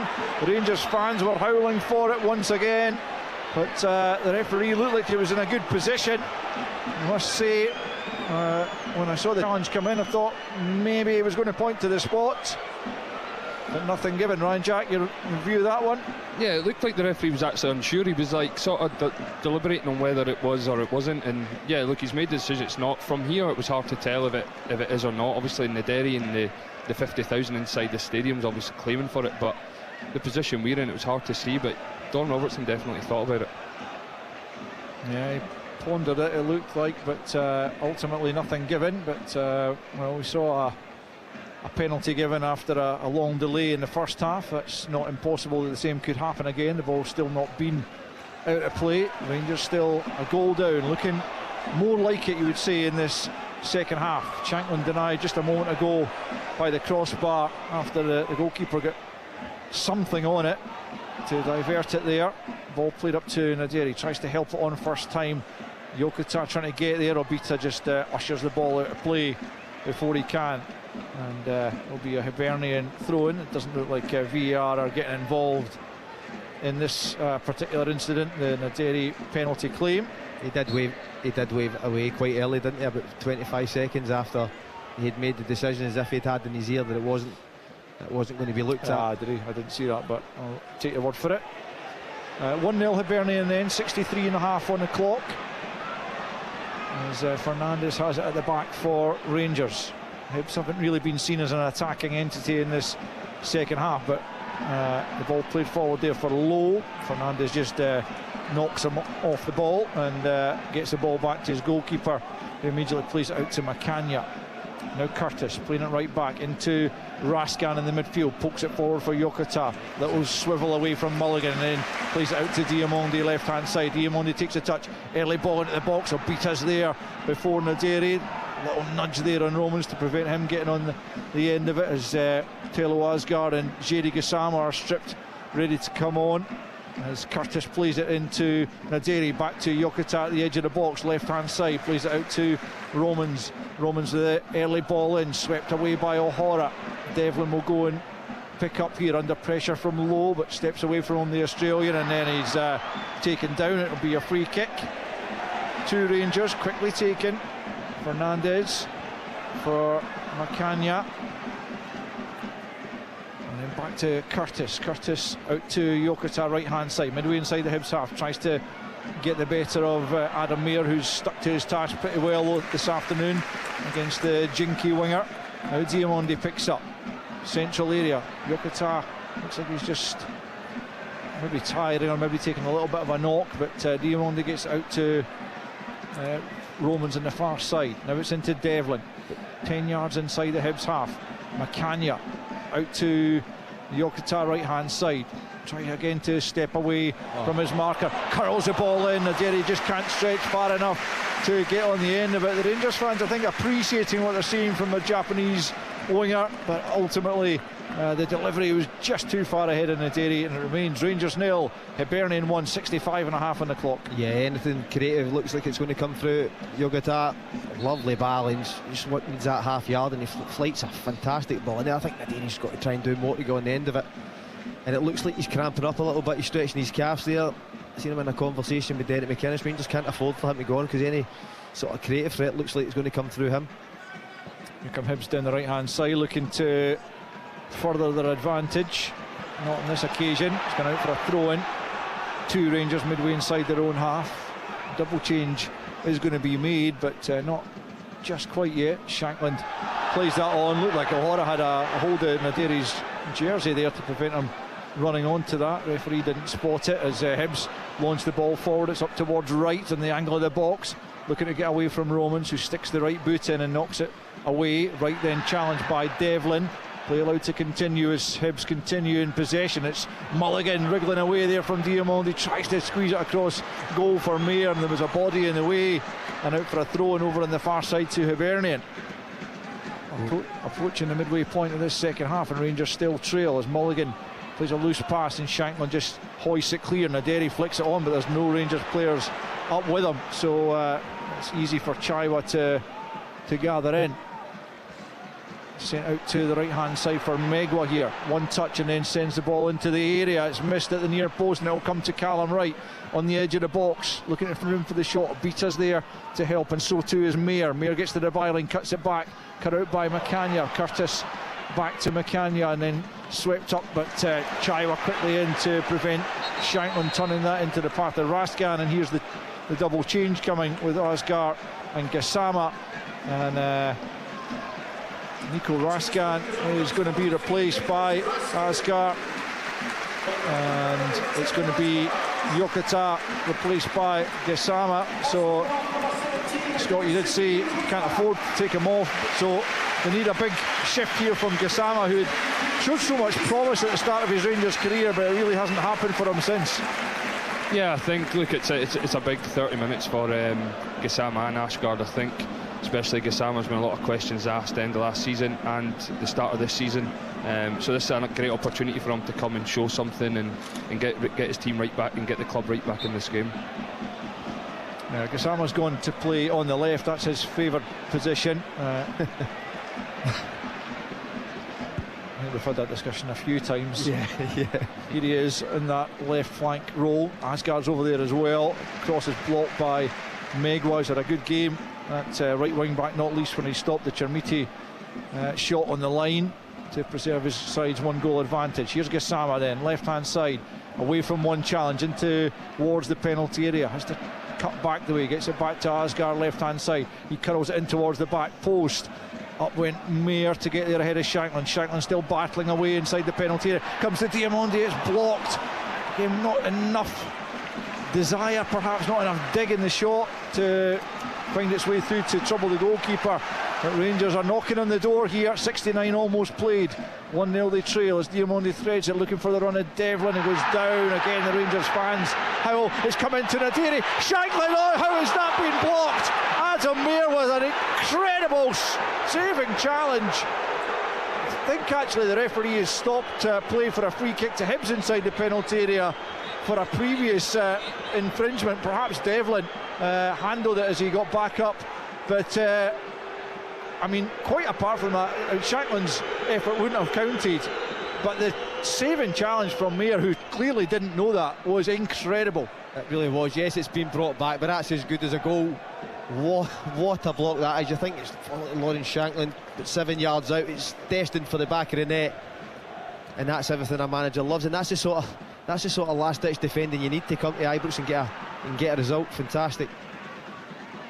But better from Rangers, Ryan? Yeah, for sure. I think most of the second half it's pretty much been one way, and Rangers have been pushing, albeit they've not had too many clear-cut chances. But look, it's definitely Rangers are definitely pushing and definitely pinned Hibs back. But it's just, as we touched on, I touched on, Scott touched on, it's just in that final third, can someone show that little bit of composure, a little bit of quality to go and unlock that door and get Rangers back in this game, because they're getting in the areas now, but it's just more about the quality when they're in the areas. 20 minutes remaining of regulation time. Rangers 0, Hibernian 1. Asgar trying to turn away from O'Hara, who does well though, and then played forward by Kerr up to the halfway line, and McGrath will just let that run out of play, and then he goes down under a challenge from Devlin. He's a bit late and maybe a little bit nutty from Devlin. I'm not sure exactly to what extent it caught McGrath, but McGrath has certainly gone down. He's still down, and the referee's gone across to check on the situation. Again, difficult to tell from this distance what exactly Cammy Devlin did or how much impact he made on Jamie McGrath, but all this is just played into the hands of Hibernian, who continue to lead by a goal to 0. Take this thing out of the game a little bit. Rangers obviously with their tails up trying to get back into the game. It's like Hibs even at this point. A goal to 0, I still think they have to be brave at times. Just take that, make that extra pass. Don't be too guilty just getting rid of it. Here's Callum Wright down the left hand side. McCania is with him, he's done well, he's won it back, and he's got the free kick for his side, which will be taken just a few yards from the Rangers goal line. Didn't win a single home league game under Russell Martin here. 2 draws and a defeat, and then a draw with Dundee United under Stevie Smith before they eventually beat Kilmarnock in Danny Rowell's first league game here. That was the 26th of October. Here's Gassama trying to make an impact this afternoon. Comes to Diamondi after Gassama had gone down. Still Diamondi up towards the edge of the penalty area. Asgar, who's been in good goal scoring form, at the edge of the box. Little step over out to the left hand side to Romans. Romans sends it in. Abita is there before Shanklin. Naderi can keep it alive. Abita again with a clearing header, and it will fall for Mayer. Lowe goes down off the ball, and the referee's seen that. It's Fernandez who's made contact with him, and the referee says that'll be a Hibernian free kick in the middle of their half. And again, as Scott said, it just breaks up the game somewhat, and that is music to the ears of the Hibernian fans, who are certainly enjoying themselves over on the far side of Ibrox. Absolutely, they've seen their team obviously leading 1-0 at Ibrox. What they were really proud of is how they're defending their box at this moment in time. The amount of times a Hibs player manages to get a header, a block, as we've seen from Mayer previously, and it just takes this thing out of Rangers attacks. They've defended as a team really, really well, Hibs, and you have to do that. Just as the game goes on, more balls are going to come into the box. You have to. We've seen them take this thing out, I think, with free kicks and fouls, but they have to do that with the ball. They have to try and get a bit of possession in this game. It's just going to be relentless from Rangers, trying to get down the sides and ask questions. And over the amount of volume of crosses, at some point someone's going to get free. Well, the law of averages would suggest that, but it doesn't always happen, does it? But 16 and a half to play, and it's still Rangers 0, Hibernian 1. Everyone inside the Hibernian half right now except for Ivor Pandor, the Rangers goalkeeper, as Finlay Curtis has it. Knocks it back to Macania, just inside his own half now. He's going to have to go all the way back to his goalkeeper. Didn't have the angle to make the pass to Fernandez, at least he didn't think so. Didn't want to take a chance. Now it's Gassama left hand side, back to Devlin on the halfway line. Square here for Macania. Finlay Curtis is well advanced in the right hand side, and that's where the ball goes into Shankland. Little 1-2 played, but Obita had read it and moves across, and he'll get there. And he's gone down, and there's no way that's a free kick. I mean, he's got himself back up, so I think he realised there was no way he was getting a free kick for that, and he just knocks the ball out of play in the end for a Rangers throw-in. Yeah, I think that's better from Rangers. I think we're sitting here saying that Finlay Curtis needs to give the width. There was a passage of play before that. He's 5 yards inside the pitch away from the centre-back taking the ball, where Rangers need the width from him. They've obviously took Yokota off, and then they need it to be Finlay Curtis that's providing that width and creativity from right-hand side. Shankland battling away at the edge of the box. Diamandi goes down. Asgard's lost it. Cross comes Romans. Paslak's going to come on for Hibernian shortly as Rangers try and build again. Kanya under pressure from low, gets it to Romans, who's in a central area at the moment. He plays it to Asgard.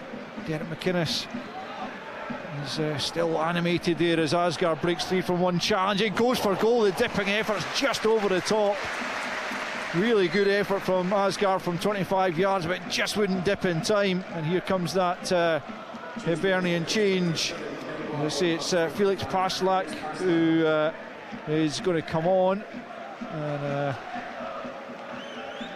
it's Megwa he'll replace. It's a like-for-like change at right wing back. Megwa was excellent, I felt, but as you say, Scott, Paslak's since the start of the season has also been terrific. He really has been very aggressive with them without the ball. He's got that energy to get up and down the pitch, and he actually gives Hibs now a threat going forward when they're looking to counter-attack. But just going back to that point, speaking about the width from Finlay Curtis and why it's so important when you're playing against a back five, one of your wide players has to be basically on the touchline for me, because what it does is it moves that back five about. Do I go, do I not go? If it does go, it allows you to create space and pockets to then go and try and play through a low block, which is difficult. But the key to it is sticking to a structure and staying wide and not being ill-disciplined in your position. So, Jamie McGrath. Yeah, Jamie McGrath, just a snapshot from the edge of the box, brought it down neatly with his first touch and then volleyed it goalwards, but it's wide of the near post, and Rangers have the goal kick. Under a quarter of an hour left of regulation time. Rangers 0, Hibernian 1 as Diamandi slides it into the feet of Naderi, and now Curtis is in an advanced position once more on that right flank. Back to Diamandi it goes, midway inside the Hibs half. Back for Asgard and then Devlin into Fernandez. Devlin once more, just at the edge of the centre circle for Macania. Everyone joining in the attack now for Rangers as Macania tries a big diagonal in towards Gassama, who's late arriving in. That's a foul, yeah.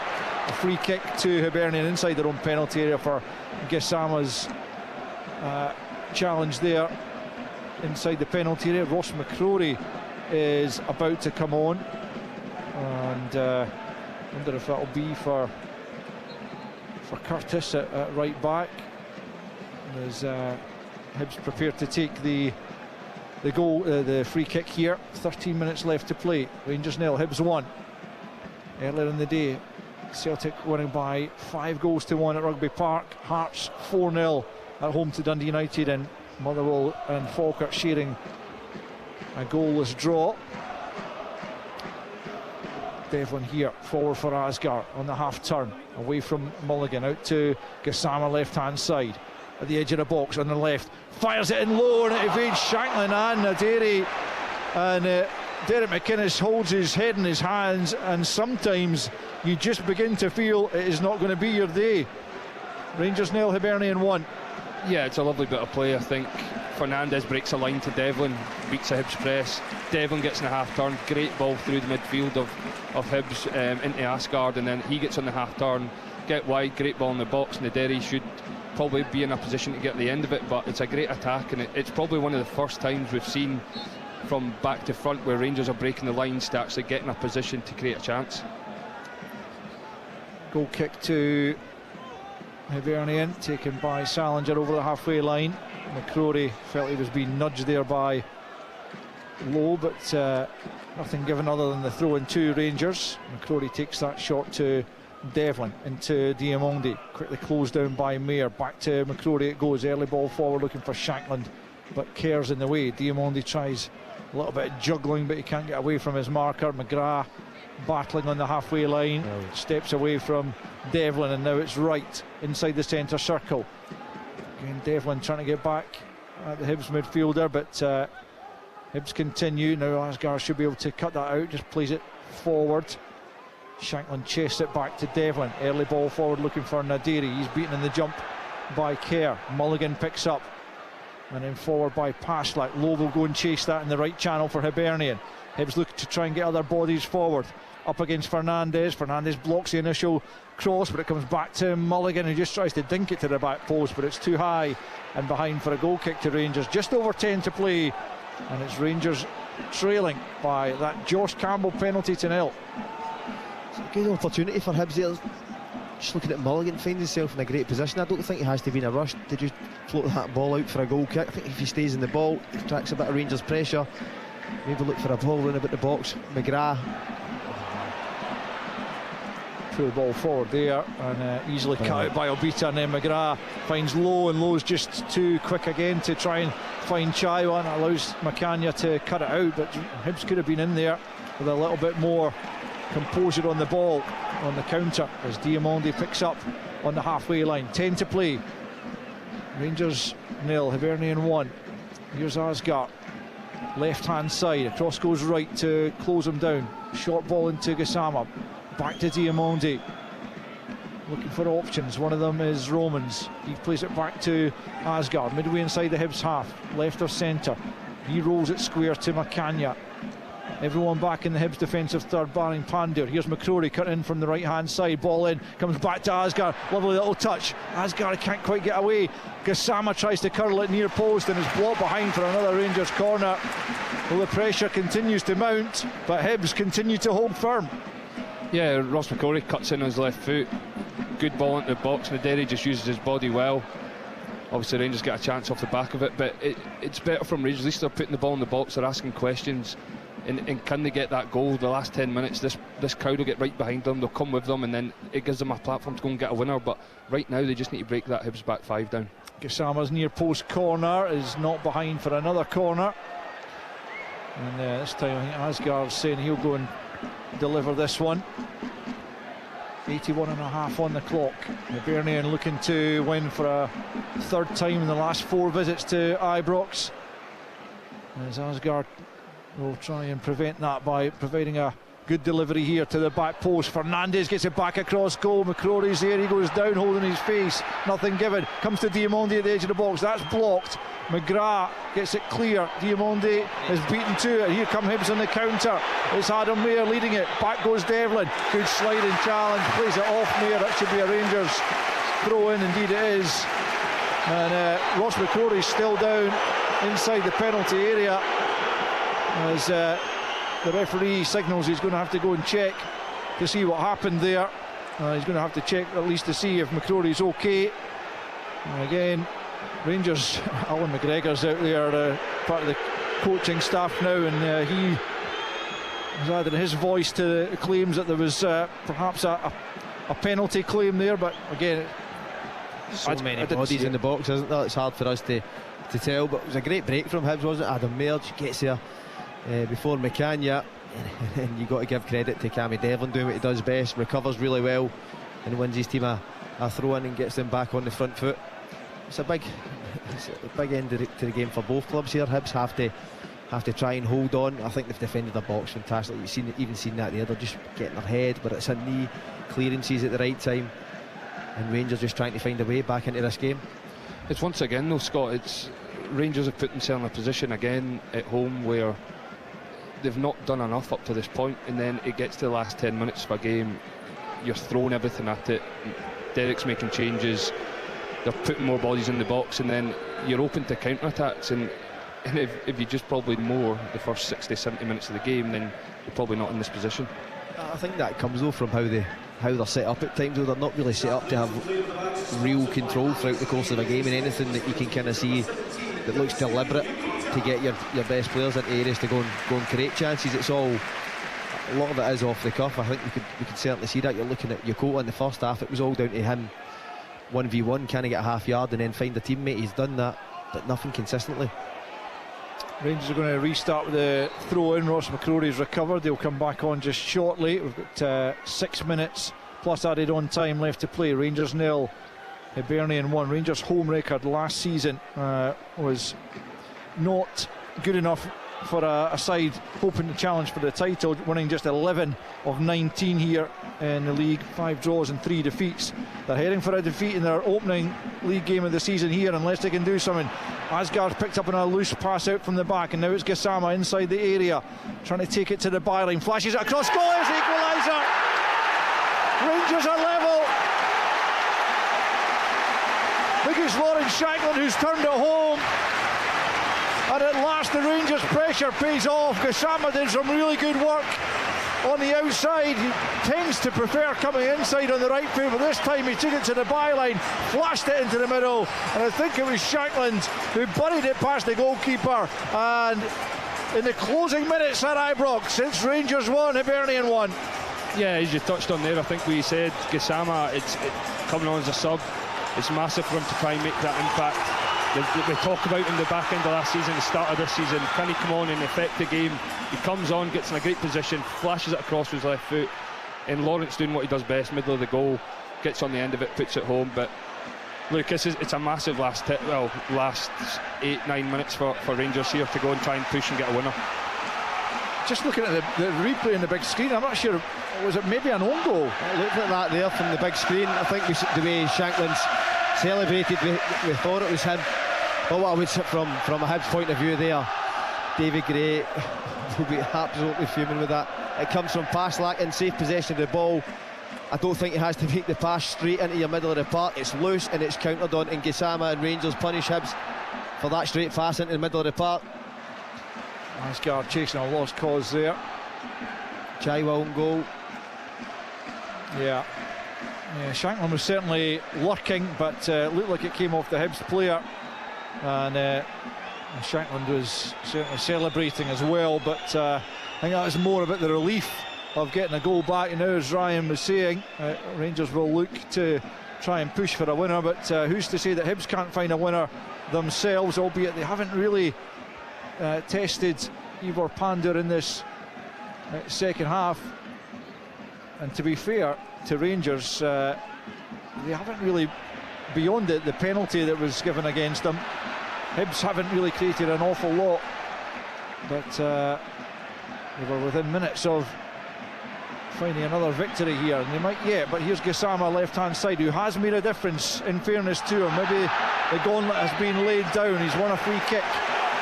He might feel that his Rangers career is on the line unless he can show something to Derek McInnes in these opportunities. And we certainly set up the equaliser, and now he's won his side a free kick which has been taken. It's Diamondi for Devlin, out to Gassama. Gassama forward for Romans. Romans will get that into the area. There's Shanklin with that downward header. Salinger saves. McCrory back across goal, but it's too deep, and no Rangers player can get there. Salinger making a save. I wonder if he maybe made a bit more of a meal of it than was necessary, rather than just gathering it in. But you can hear the Rangers crowd now getting behind their side, looking for a victory here in their opening home league game of the season.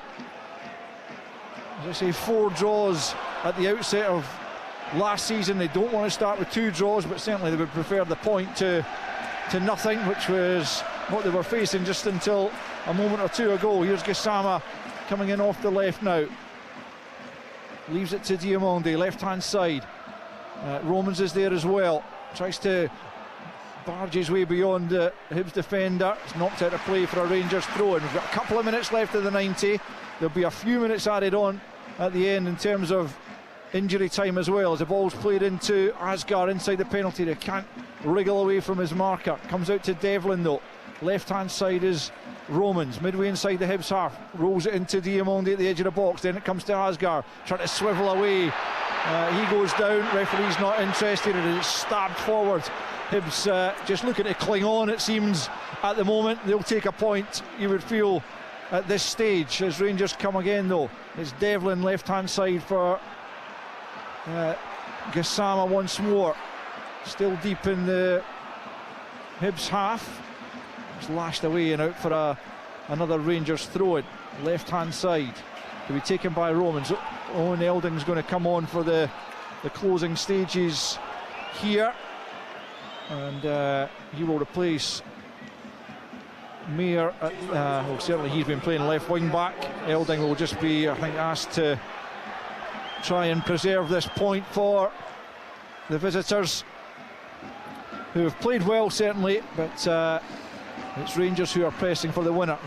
Less than a minute of the 90 to play. Rangers 1, Hibernian 1. Rangers trailed for so long, but back level as the long throw-in comes into the Rangers, to the Hibernian box, away by Chaiwa, returned by Romans. Naderi gets his head to it. Shankland at the edge of the box. Naderi's still there, battling away, but O'Hara gets the better of him, and Paslak gets it further clear. Lowe nods it down, and now Elding will pick up, and he'll come across the halfway line. Rangers trying to get bodies back. McCrory's there, and he does well. Gets enough on it, and now Diamondi takes over. Diamondi up towards the halfway line to Asgar, closely marshalled by Mulligan, out to Gassama on the left flank once more. Comes in field, gets it to Devlin. 4 to be added on at the end here. We're into that now. It's Macania out to the right hand side to McCrory. McCrory sends it into the area. It's beyond Shankland and Naderi, and he'll go all the way out for a throw-in over on the far side to Hibernian, deep in their own territory, and it remains in injury time. Rangers 1, Hibs 1. Yeah, I think you can see there, as soon as Rangers score, the stadium gets a lift. I think you can see more energy coming to the team on the pitch. You see balls getting put wide, the tempo of the passing's quicker. But yeah, I think on the course, I don't think Rangers have done enough to win the game. I honestly don't. I think they've got in good areas at times, but probably just not had that quality in the final third, or not had that sort of creation around the box. But as soon as they get the goal here, you see the tempo in the full stadium just completely changes. Yeah, although they were not happy with McCrory going back the way there when he might have gone forward. Gassama's little flick on the left-hand side for Asgar. Do they have the invention to create a winner? And it comes to Diamondi, midway inside the Hibs half. Diamondi's ball in. Naderi's up there. McCrory nods it back across the penalty area. Asgar tried to lay it off for Devlin. Here's Macania picking up, right-hand side of the box. Tries to play it into the area. It comes off Chaiwa for a Rangers corner. This Rangers crowd continue to urge their side on. A few have made their way to the exits, but not as many as you often see heading for the underground or their way home early, as Asgar prepares to take the corner from the right-hand side. Tello Asgar, Norwegian international, right-footed into the 6-yard box, comes out to Devlin at the edge, takes a touch. Thinks about sending it back to Asgard. Instead he goes short to Romans. Left hand side is Gassama onto the right foot. He's going to go for goal. It's blocked at the edge of the 6-yard box. Gassama really got a hold of that. Low effort, but didn't find its way through. And Hibs survive once more, trying to dig the ball out from the back here, and they found Chaiwa, left hand side, the man who's inadvertently got the equaliser. But Hibs have got bodies forward here, and they might yet win it. There's a chance to engineer something here. They've gone for goal. They found it! Oh my goodness, it's Felix Paslak that somehow sent the ball beyond the goalkeeper, who looked to go down, looked to take an age to go down and try and reach it, and he couldn't do so. And Hibernian have somehow found a winning goal at Ibrox just when it looked like they were clinging on. It is Rangers 1, Hibernian 2.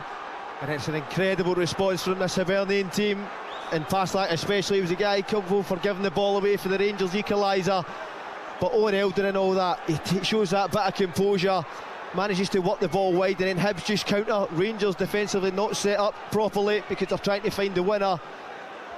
Paslak cuts inside in his left foot and just finds that corner. It didn't go in with any real pace, but the counter and the speed that Hibs broke at, what an ending to the game. But Owen Eldon in there, in amongst all that, he showed that bit of composure, works the ball out wide, and it's a great counter-attack. And what an effort Hibs as a team have put into it. The amount of crosses they've had to defend in that box. David Gray will be absolutely delighted with that. What an ending to this game. It's incredible. We're back underway. Ball's played back to Pandur, who did not cover himself in glory at that goal at all. Won by Fernandes up to the edge of the box.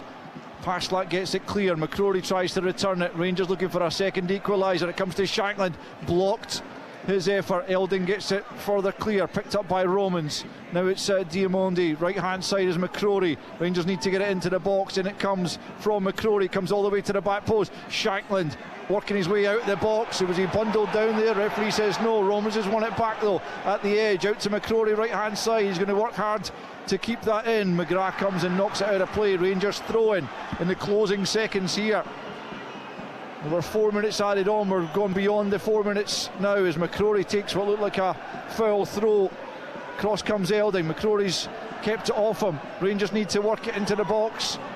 McCrory, that's going to be hacked away by Wright. It's Romans into Fernandes at the edge of the area. Can he find the pass? It's Gassama, just lifts it high. Back across goal from Shankland. Up goes Naderi, but Salinger will save that on his line, and it looks now as though Rangers are heading for defeat, and Hibernian are going to claim the 3 points once again at Ibrox for the third time in their last 4 visits. The referee telling Raphael Salinger to get on with it. He thumps it high over the halfway line. Oh, Hibernian, what an effort in the closing minutes to get themselves back in front, and not only to get themselves back in front but to claim all 3 points. The Rangers fans sound the boos once more, but the jubilation in the corner of the stand across from us, and the Hibernian supporters once again as they claim the victory at Ibrox once more. It's just an incredible turn of events here at Ibrox, because it looked like Rangers had clinched at least a point and were going for the victory after Josh Campbell's early strike from the penalty spot had put Hibernian in front. But Rangers pressed and pressed and eventually got themselves level as Gassama fired the ball across goal, and it was turned into the back of his own net by Miguel Chaiwa. But Hibernian weren't finished. They came, and on the counter-attack, as Rangers pressed for the winner, it was Hibs that grabbed it as the shot came in from outside the box, but Pandur went down in stages, it appeared, and couldn't reach the effort that came in. I thought it was Paslak initially, but Callum Wright, I think, has been credited with the goal. But either way, Hibernian have a priceless win, their first 3 points of the season. Rangers left with 1 point from 6, already trailing the top of the table, Celtic and St Mirren, by 5 points. And the inquest will begin at Ibrox for the home side, but Hibernian will celebrate once again coming to Ibrox and taking all 3 points. It finishes Rangers 1, Hibernian 2. Rangers versus Hibernian.